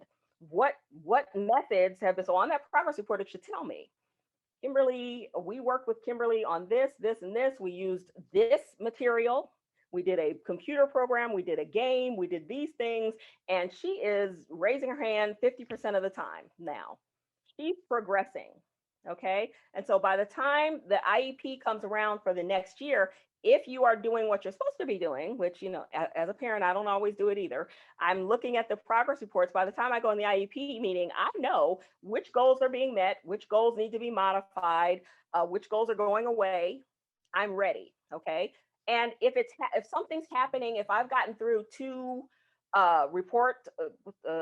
progress reports, and I noticed that goal number 3, where the child is supposed to be able to understand, and I'm coming up with the goal should be specific, SMART goals, specific, measurable, attainable. That's on my TikTok. But you can just Google SMART goals. Any goal should be SMART goals, but it needs to be something that they can measure. But if it's saying that this child needs to be able to recognize when to use long division versus fractions or something like that. And I noticed that we've gotten through 3 months. I've seen the first progress report and it's saying that she hasn't made much progress. They have done an evaluation. The person that's in charge of that IEP has gone in and observed my child if they're not having her pull out for math. And she's still not doing so good. I'm looking at her test scores. I know she's not doing well. We get to the second one. She's still not doing well. I'm not going to wait till the end of the year and then go to the IEP again and say, okay, it's March now, and she still doesn't know how to do long division. I'm going to get to the second progress report, and then I'm calling someone, and I'm going to say, do we need to redo this goal? You can have an IEP meeting as often as you want. Legally, the school is required to provide it once a year. I have had up to 8. in a year before when my kid's having issues. Oh, we're going to call an IEP meeting. Oh, they're not following the IEP? Okay, we're going to call an IEP meeting. Next week, oh, they're not following the 504. Let's have a 504 meeting. A parent can call an IEP meeting. In California, if you're calling an IEP meeting, you want to put it in writing in an email, you want to send it to at least one or two people, at least not just one person, and they have to respond within 5 days. Some states don't have that. If they haven't written, I'm going to give them some leeway. I'm not going to get mad if they took, 7 days to get back to me, but I am going to send a second request. And if I get to the third request, I'm sending something to the principal. So I want to know, and I want to call. So I might call the teacher and say, you know what, she's not doing well. She's still not doing well on division. And is that an attainable goal?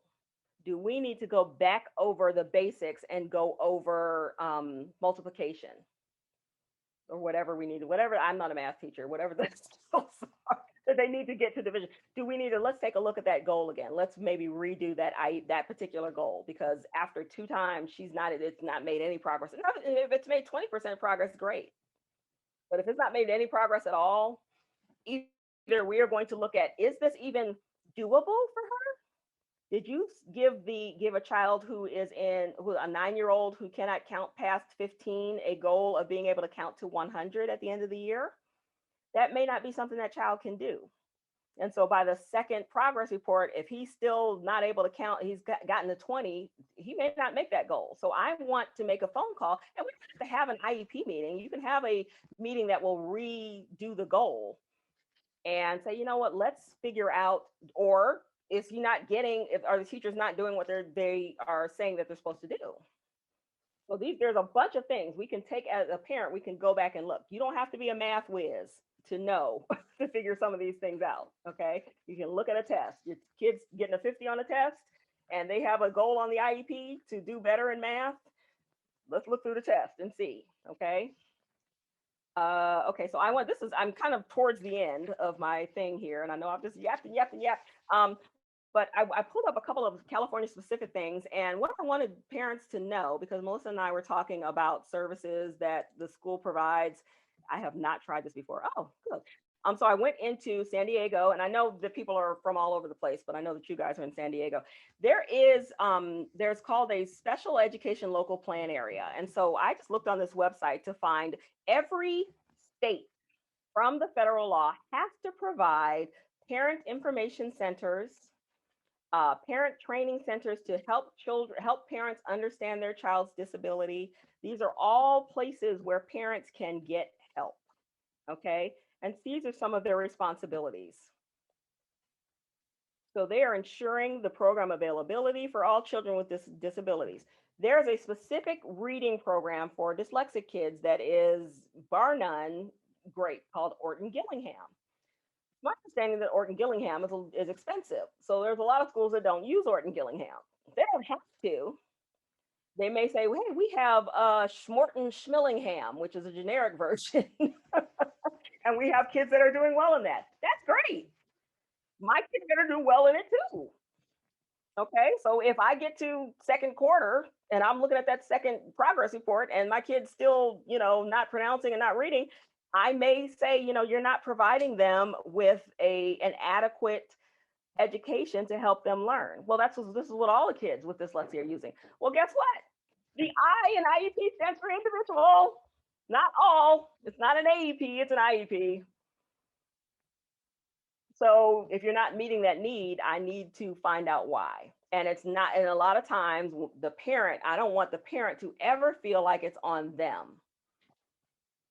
Unless you went to school to become a special ed teacher to specialize in your kid's disability, the school is responsible for that. Now, you are, as a parent, you are an integral part of the IEP program. So what does that mean? That means I didn't know what autism was until my kid got diagnosed. I started looking stuff up, but back in 2008, there wasn't Facebook groups and, gosh, I feel so old. But none of that stuff was available.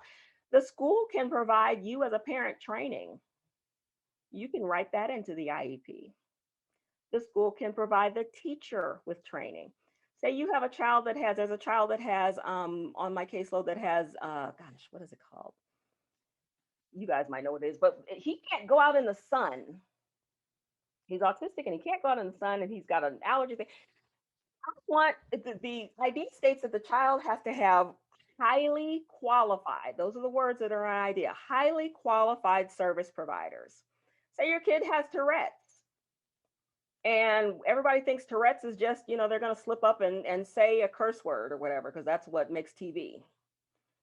But no, Tourette's sometimes can be a child that is doing tics that are so severe sometimes that they could hurt themselves. Or Tourette's can be a child that may not be able to express themselves. And then just imagine a child that has Tourette's that automatically feels like I don't have any friends.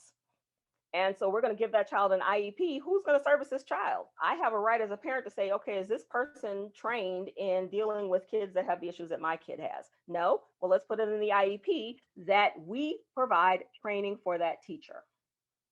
No, you don't have to call in the Tourette specialist. But if there is some way you can find training for this teacher, then I want this teacher to have that training. So no, we're gonna, you know, we think we're fine, and you know, the kid's gonna, they've got, it's just like anxiety. The kids, no. If my kid's not progressing, I need something specialized, and the idea states highly qualified. Highly qualified doesn't mean we know a little bit. Highly qualified doesn't mean we're going to have an in-service and the teachers are going to learn a little bit about special ed. Highly qualified means we need that learning. One last thing, and then I'll just let you all ask questions. If the child is in general education classes, so we're talking about my kid. My kid just came in. She came in quietly. You probably heard the door. I'm shocked she didn't start talking.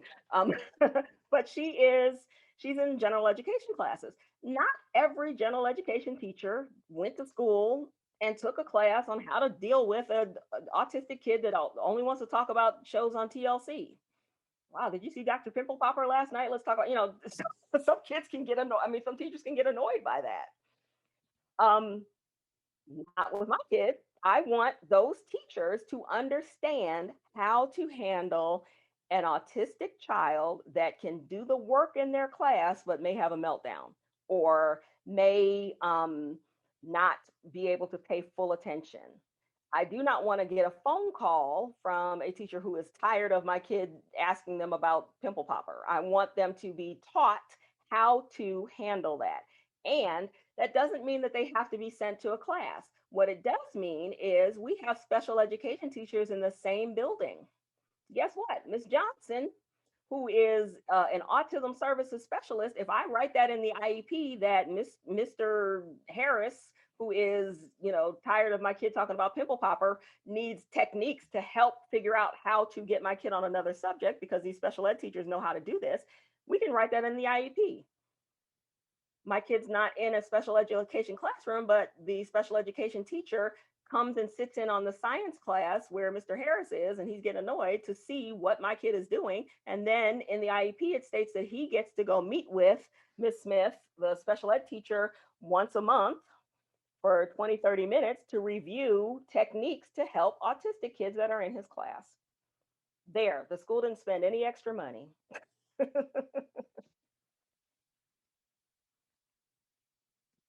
see, I don't know if I can go back. I'm going to go back to, okay, so one other thing I wanted to go through. Oops, go back and into my thing. These are services. I mean, your school, or California anyway, is dealing with some issues right now. And I have a client right now that I am advising that is dealing with a couple of these things. So right in San Diego, California, you guys have been shut down. So there's been people that want their kids in school. Okay. So they've been suing. So in La Mesa, Spring Valley, there's something right now. So they're being sued right now to provide in-person learning. And you know, everybody has found out whether or not their special ed kid is good with in-person learning or bad. We've got a house divided. My ADHD second grader could not do it. My autistic ninth grader has done perfectly because she has no distractions and she's a noise sensitive, so she doesn't have to listen to the school bell. She's done great. And so we have found these things out, and right now we are having these kids that are not being serviced. And so we have lots of things, lots of lawsuits, lots of complaints where parents are alleging that Johnny is supposed to get 60 minutes a week of speech. And during the time, now they closed schools and they had the governor's order. That was fine. I did an IEP. The IEP I did in LA, the teacher actually showed, or the assistant principal actually showed a letter that went out to all parents saying, hey, we've got this governor's order, we've got to shut down schools. That letter was sent in April of 2020. She made the mistake of letting me show my screen because I scrolled down on the California Department of Education to a letter that was from October of 2020 that said, yes, indeed, we can service some kids in the school. And I said, this was April. Now we're in October. My letter trumps yours. And so what I'm doing for a lot of parents now is what they call compensatory services. Compensatory always feels like we're going to get paid, right? We're going to get some money. But what it basically means is in that legal document that says that Kim has to get 60 minutes of speech, during the time that the president, the governor closed down the state and people weren't allowed in school, I understand that. But when they said that in October, when they said, okay, we can service these kids, that's when the time starts ticking. I want compensatory education for the time that Kim missed, in addition to the 60 minutes of speech she's getting a week. Now it's not going to be minute for minute, but we requested compensatory services for the two kids who had that IEP in LA. Because the occupational therapist, she actually said this. She says, well, there are people in my building that are going on visits, but I'm choosing not to. And I said, oh, that's nice. So you are choosing not to and want to do occupational services over the computer. And mom is saying that that's not effective for her kids. Occupational services are occupational therapy is a lot of hands-on, but there are people in your building that are providing it. So if that particular provider has maybe they have an immune issue, that's fine. But if the parent is asking for it to be done in person and the state has says that it can, then guess what? You may not be the one to provide those services, but someone within that department does. I am going to stop talking and let anybody have any questions and just go. We're going to have Q&A, but I just want to, I've been getting messages as Sorry. I've been getting messages as you've been talking, and oh my goodness, like I've learned crazy. more, I've learned more from you in the past couple of months than, I thought was possible. I felt empowered when I've seen your TikToks. I've, made good decisions. Just to share a very, very brief story, I've made good decisions just from, seeing your post in the groups and then following you on TikTok. There is something that my child's school does, and this is what all of the kiddos get. This is my 14-year-olds. This is their planner. So we talked about that. Yeah, we've talked about it Planner. yesterday. This planner is for all freshmen. And then from 10th grade to 12th grade, you don't have to have a planner unless you are someone with an IEP or a 504, then you keep that planner. But what if, and if you've attended previous Wednesday webinar series, I've spoken about executive functioning challenges. Early on, the diagnosis that we had once Kendall was evaluated was something that doesn't even exist anymore. Mm-hmm. So we were going through this process for the last now 15 years, only to find out that at age 13, 14, he needed to be working on executive functioning. And when you have executive functioning challenges, this one size fit all that they give to the special education students, the IEP students, is not going to work for him. And I, kind of went back and forth about this process, even with school. A lot of you all know we're new here this year. And I just said, you know what, he's not doing this anymore. And that was after seeing Kimberly's post. And I mean, because it was Not just kind of, individualized. yeah, That's the thing. it was It's a can not. of worms. Everybody's getting it. We have on the autism spectrum, we have some anxiety and PTSD from that stem from an issue that he had back in middle school. And I just don't want to go I didn't want to give him one more thing to stress about, to worry about, because he does have the capacity and the ability to do the work if someone's working with him. Nobody, I don't think, ever took the time to show him in all of these years that he's had to have this planner, how to use it. So I was just like, since nobody can tell me where the executive functioning planner is, I just made one. And we color code according to the classrooms. This is just a spiral notebook, you guys. I just want to show you this. And then every section there's a class. And again, that's color coded. And they're just little check boxes and what the assignment is. For whatever reason, my son has just opened up and this works for him. He's getting things done. He's able to come and meet with me. I don't have to cause anxiety, but let me see your planner.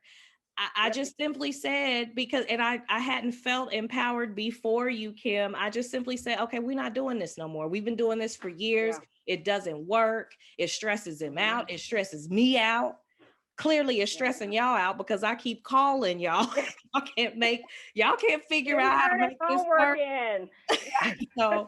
So we're just going to do this. Well, and I'm glad you brought this up, because a red flag, parents, is you have a goal that they set out, say second grade or whatever, that he's going to do his homework and write it. You have a goal. There's a couple of red flags. You have a goal, but there's nothing in an IEP. Now 504 is different, but in an IEP, they give a goal, but then they don't tell you how they're going to meet that goal.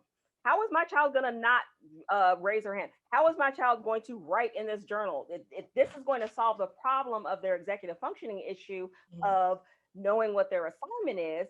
However, if he could write the assignment from the thing in his planner, then we wouldn't necessarily need this. Yeah. And if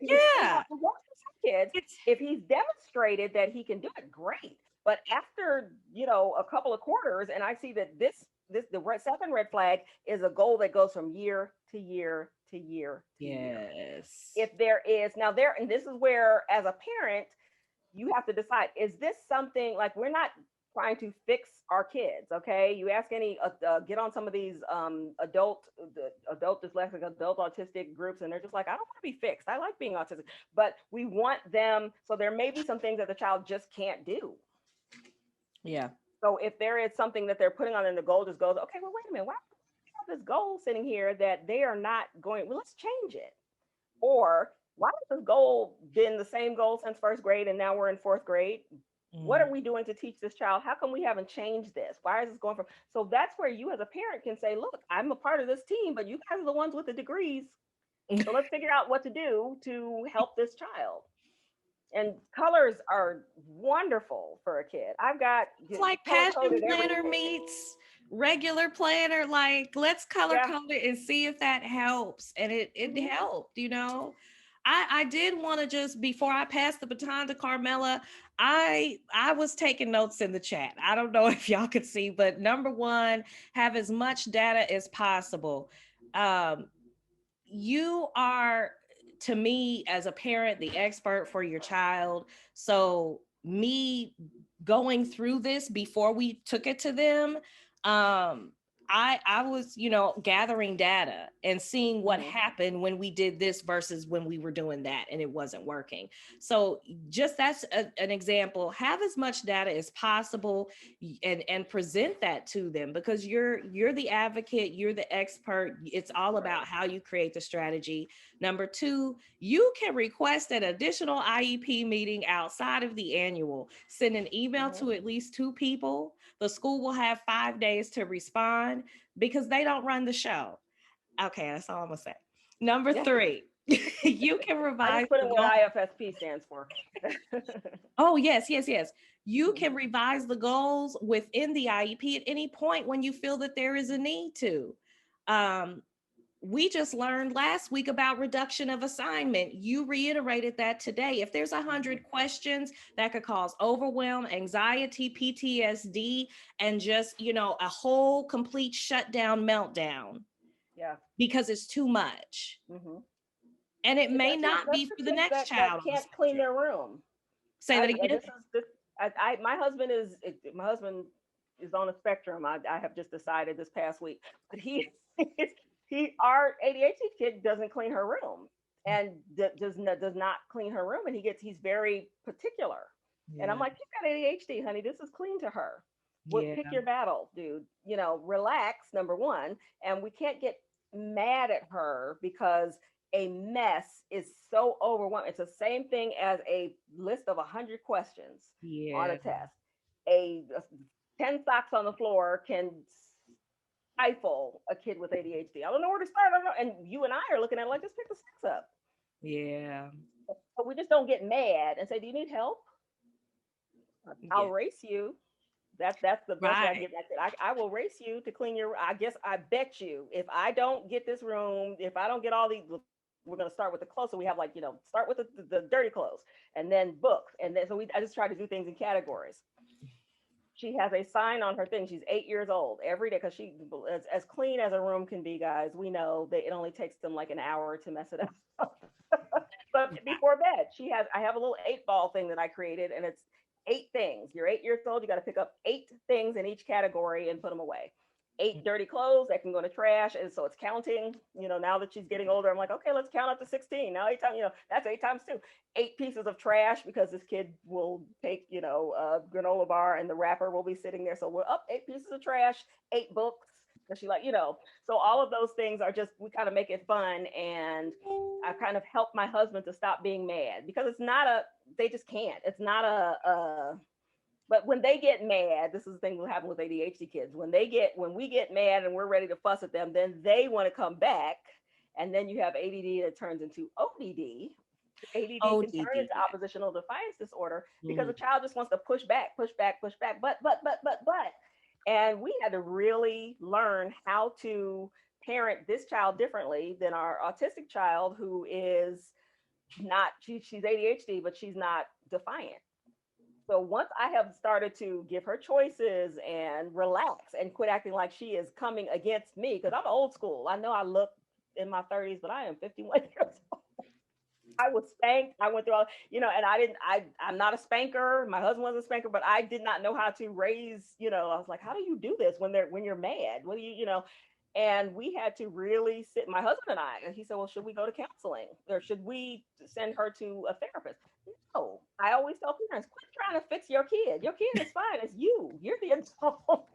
So we got a marriage and family therapist, and he got us on the same page because I was mad at my husband for not being strict enough. And then I was mad at myself because I didn't want to spank. And she's like, we relaxed with her. I'm like, it's a brain thing. With ADHD is a developmental disorder. That means that child is developing. Her brain is going to develop behind other kids.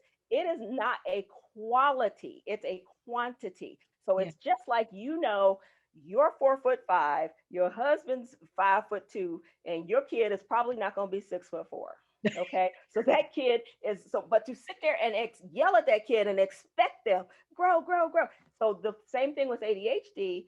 That when the child, and that's a whole thing. I do a TikTok on it, but there's a prefrontal lobe thing. So our kids aren't, none of us have this prefrontal lobe, which is the part of our brain that deals with executive functioning. It does not fully develop until the child is in their mid to late 20s, right? So even if it's fully developed, in the ADHD kid, it's going to be fully developed, but just like the child who is going to grow to 6 feet, the ADHD kid may grow to 5 feet. It's still fully developed, but it's not at the same rate as another child. So they will, that once that prefrontal cortex is done, it's done. So it may be done, but that kid still doesn't have executive functioning issues. I am a 51-year-old who had not heard of ADHD until 1993. I was 2 years out of college.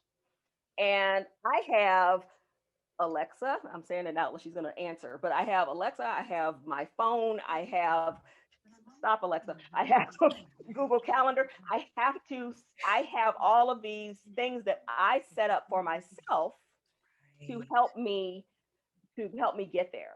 But where's my motivation? So that's the thing with a parent. As a kid, my motivation was I didn't want to get spanking. Well, I don't spank my kids. So what's their motivation now? Guess what? You're not touching that iPhone. Right. Until you do this. Well, I don't know how. I'll help you. I have no problem helping you. But you're not touching that iPhone. I just had I had two more things, and then I'm flipping to Carmela.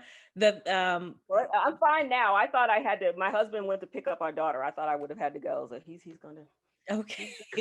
The school, number 4 was the school can provide you with training, you as the parent, you as the caregiver. The school can provide their own teachers with training. Yep. Because they have the money to do so. Mm-hmm. Okay. And I did this last month at an IEP meeting where the parent, now they never say this to me because they know what the LEA, which is the principal, and typically your special ed teachers, they know I love my special ed teachers. I love my general ed teachers. A lot of times their hands are tied. You're sitting there with your boss, and you can't give that person their money back on their coffee because the boss is standing there. But you accidentally dropped your nail polish in the coffee, whatever. But you want to be able to, so the teachers can't always say anything in the meetings. But I remember what was the teacher? The principal was sitting there and he was trying to tell me what was the thing that you just mentioned, the fourth, that they needed to provide training for the teacher. So they were just like, well, we don't know if we're able to do that because, and he was trying to get around saying that they didn't have any money, right? And I looked outside and he's like, what do you know? This was Zoom, but I was just like, saw a wonderful article. I want to congratulate you on the new ball field that you guys are building. They spend their money where they want to spend their money. Okay. So I don't want to hear it. I don't want to hear it. Now, one of the teachers, she just kind of, but I mean, it's an example of how resources are allocated. Exactly.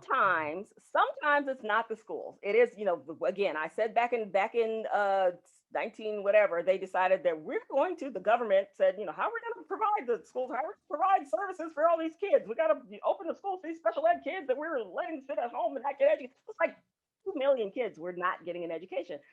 And so the government, okay, we'll pay up to $40. Every kid that gets $100, your kids that don't have disabilities, will give them $40 from the government. So my taxes are giving $100 for those kids. We're giving $40, but we haven't given $40 since 2000, since we started IDEA back in 19 blah blah blah. So 2004 is the latest, and IDEA is supposed to be reauthorized. I mean, somebody pulls it out, looks at it, and changes it, or it's supposed to be reauthorized every 10 years. So they're behind. It should have been reauthorized by now. And it's one of those, we want to do these things. And so I don't know what to tell you. You got these kids that are playing high school football, and you got to do football. Oh, you got six. How many coaches? 6 coaches. How many special ed teachers do you have? 3. Oh, okay. I'm not trying to tell you how to spend your money, but I am going to tell you that this teacher needs to be trained in how to provide specialized recess for my child who cannot go outside because Noonan's, that was the name of Noonan's disease. I'd never heard of it, but the kid could not go outside, and this kid needs to have access to the same education everybody else has. But I want these teachers to be trained, and you're telling me that you can't provide training, or you can't look it up, or you can't. And it doesn't mean that I'm not asking you to go out and find Einstein and pay him $1 million to come in. Look online and see if there's like a $20 training program. Here's another tip that you can use. When a school district, so I do like to go, I don't advise parents to go in like, leave that up to me or your advocate. If you're advocates or if you guys are using Miss Ramsey or Miss Jackson and you guys are going in, leave that up to them. Let them be mad at them. Gosh, don't bring that Miss Ramsey in here anymore. And be nice to you. I didn't know she was going to be so mean. But I will hear a parent will tell me something before I go into the meeting. We want Orton, I'm using Orton Gillingham. We want Orton Gillingham. And Orton Gillingham is this standard A+ program that kids with dyslexia use. There's plenty of copycats, but that's like the gold standard one, right? And the schools, they're just telling us they don't have the money or that they don't, that they can't provide it or whatever. They don't have to provide what you ask for. They have to provide something that's going to supposedly help the child, right? So what I can do is I will go online. San Diego school system had their school board meeting last week. Oh, they have it they list the agenda. Let me scroll down budget. Oh, the budget meeting is every year in April. Let me go through the budget and see what they paid for. Oh, no. The school over here has Orton Gillingham. If the district has paid for it and it's not at your school, you can get it. Now you have to dig, okay? So sometimes I'll go through minutes. This is why I look, if you hire me, you're getting your money's worth and then some. But I will go through the minutes of the meeting because a lot of times they will ask for that it'll just be a standard dollar amount. And it won't necessarily say Orton Gillingham, but I know the names of some of these companies. So I was like, oh, Microsoft, if the school uses all Microsoft products, then they have this particular program. Or I've had kids that read aloud, and this is something all software can do this now, but this was 4 years ago, where I wanted the child to have something called read aloud because he was dyslexic. Dyslexia is not something that you are going to cure. Okay, if the kid has dysgraphia, dyscalculia, they are always going to have issues with writing. They are always going to have issues with reading. So let's help them. Okay, so let's provide some type of service to read to that child. And so the school had Chromebooks for every child, but the kids couldn't take them home. And they would not provide this child with read aloud.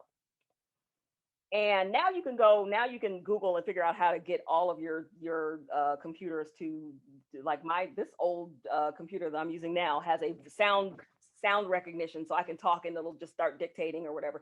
But not all of them read to you, and so they wouldn't provide it. And so I told the parent, okay, this is a friend, so she didn't hire me, but but I said, let me find out what they have. And I went and looked on the school district website and I pulled up the budget. And I realized that they were providing this software program that made read aloud in one of the other areas of the school. So I came back to her and I said, oh, if they have it in a district, then you can get it.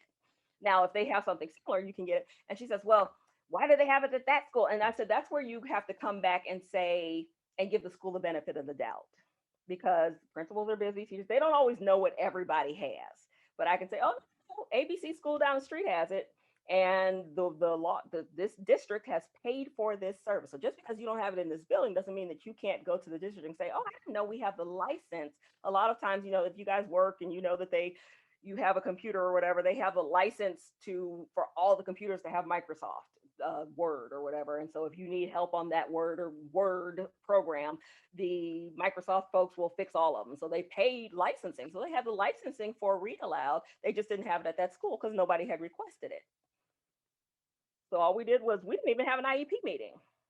I just provided the parent with the name of the administrator at that school, and we just had that administrator contact the administrator at the new school, and they had, I don't know I'm not a tech person, but they had to just install it at their central computer and the kid could get it. And so a lot of times parents, the school will tell you no. And when they tell you no, just know that they have to prove it. Okay, I don't want you just walking, well, they said they couldn't. Why? Why can't my child who has dyslexia, who is going to be have issues with reading? Yes, he can read. A lot of our kids with dyslexia are gifted, but the words are moving around on the page. It's like telling a kid with glasses that they can't wear their glasses. So why? Why can't they wear their glasses? I need you to explain to me, and I don't need you to explain to me with words. I want to see the documentation. So we can talk, I can sit here at the principal's office and sit across from you all day long with you explaining to me, well, we don't do, I don't want you to explain to me. I want you to show me. And the burden of proof is on the school in most of the cases. Okay. So remember that when you feel like you are the parent that has, I've got to show them this, and we're talking about providing data. I like to have data as backup.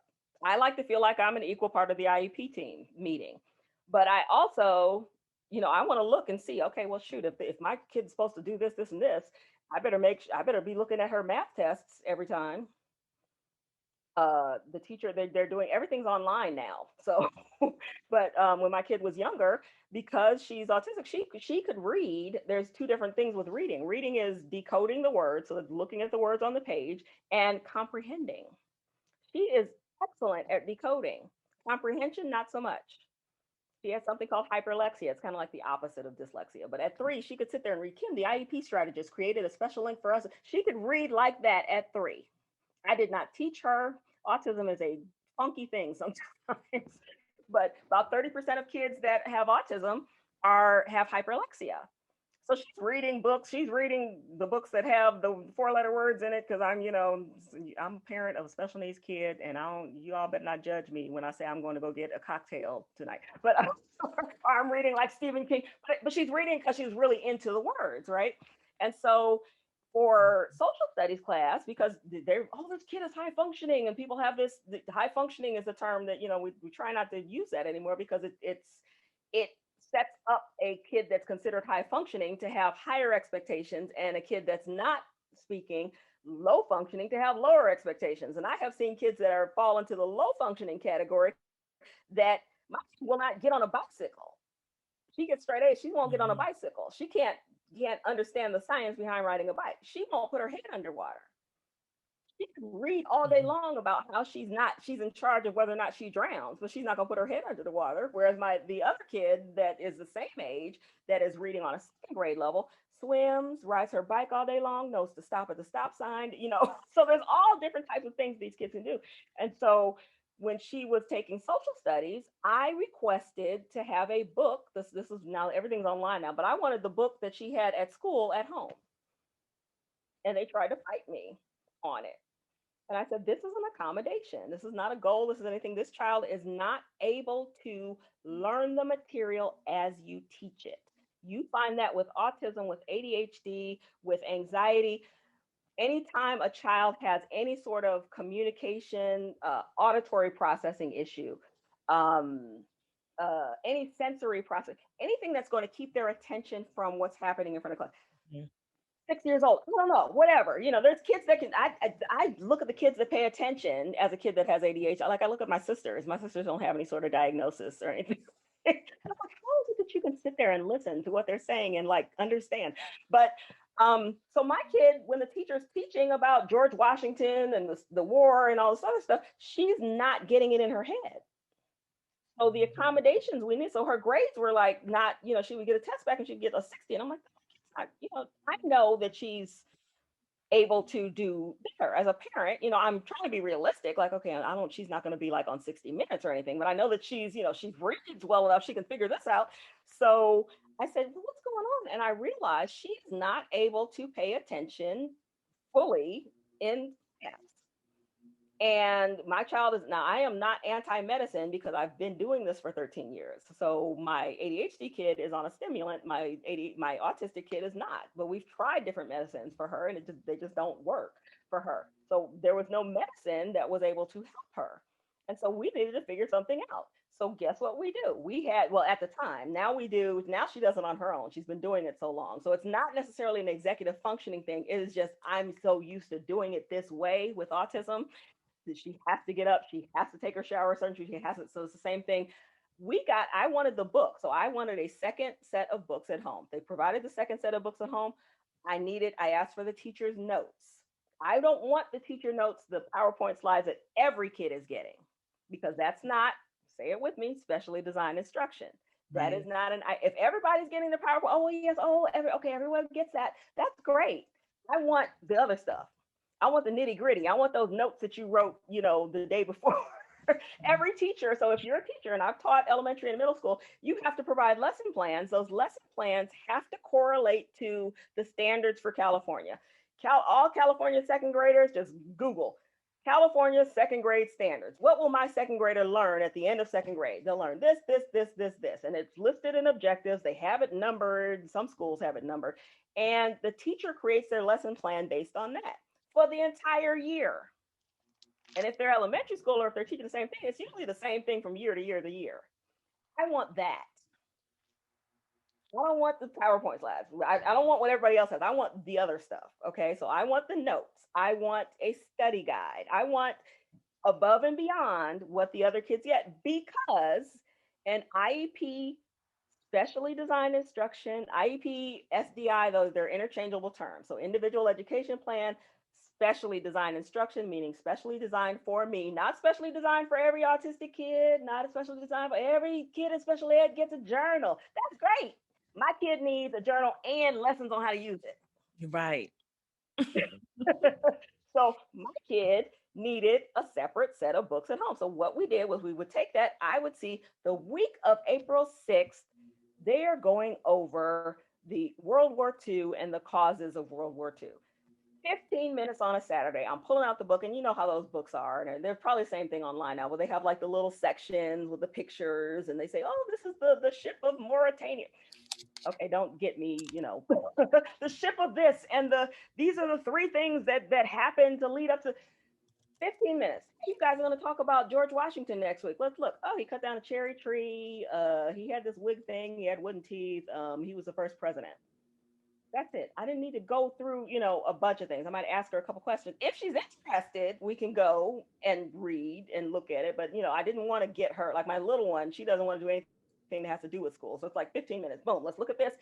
Then when on Tuesday they decide they're going to talk about what were the three things that led up to World War II. And they start on the first one was, oh, a fly went by. My ADHD kid is gone. Forget it.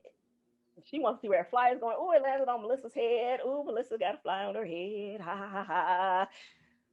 So she comes back. The teacher, Kimberly, do you know the three things that led up to the war? I may not know, but my mom went over it with me. In my head, I'm thinking, Mommy went over that with me was on page 5. She's got numbers down. So yes, it is 1, 2, 3. Or at least she knows, or if she came back in the middle of number 2, she remembers what number 1 was. Or if the teacher's writing on the board, she's seen it. So she's seen it a second time. So it's like by the time you get to that class and the teacher's doing it, it's a review for you. Okay. And if it's a class where it's harder for that child, maybe it's math or something like that, then you take a little bit more time. For my kid with ADHD, she is not trying to see me pull out a book, homework, anything that even sounds like it. But guess what she will watch all day long? YouTube. YouTube has Among Us. I don't know what the stuff is that she watches. I always thought I would be not one of those parents that just, become that doesn't know the cool stuff. But guess what? YouTube has a video about flooding. I think they were learning about water or something. Oh, let's look at a video about monsoons. It's a 3-minute video. Now she knows what a monsoon is because she can picture it. And guess what? She gets to hold the phone. So it's like, oh, I'm actually watching something on TV, And so when the teacher's doing the lecture and she says, oh, what's a monsoon? My kid can go back to the picture she has in her head because I know that they're talking about it that next week. So it's a little bit it's called preloading. Parents don't always have the time to do it. So I'm not asking you to take your entire Saturday. If your kid is in baseball all day or something like that, give them the phone in the car, put it on the YouTube thing for monsoons, and play it on the Bluetooth so that it comes across so you're listening to it too. And then on the way home, what you learn about monsoons? oh wow, they took this whole roast out. Da, da, da, da. Guess what? Tuesday, when they talk about the monsoon in Venezuela, he's gonna be like, I know exactly what a monsoon can do. No, it doesn't have to do with a flood. It's this, and this is how it starts. And so those are the things, and it gives that kid that confidence, and then they can start to achieve a little bit more. And sometimes that's all our kids need. All right. No, you're fine. We do have a hand raised. I know we've got some comments in the chat. If you have a question, I think Carmela's going to take over from here. I know we have one hand raised. That's me. What you got? Kimberly, this is amazing. Number one. Thank you. Thank you. Number two, there is, I kind of have the same question. So I saw it in the chat. If your child does not require any additional learning resources that cost money, does the LEA still need to be in attendance? Yes. The LEA is legally required to attend any IEP meeting. Okay, thank you. Because even if the child does not need something that necessarily costs money, they might have something that the school already has. There's these little bouncy chairs that you think do nothing, but an ADHD kid, for some reason, the little bouncy pillows, they've got 20 of them. They've got 19 kids, and the LEA doesn't come, and maybe they don't want to give that kid, give it to the kid. So they need to be able to be there to make that decision. And many times the LEA knows IDEA, whereas the others do not. And that's only IEP, not a 504. 504s are, their own separate breed.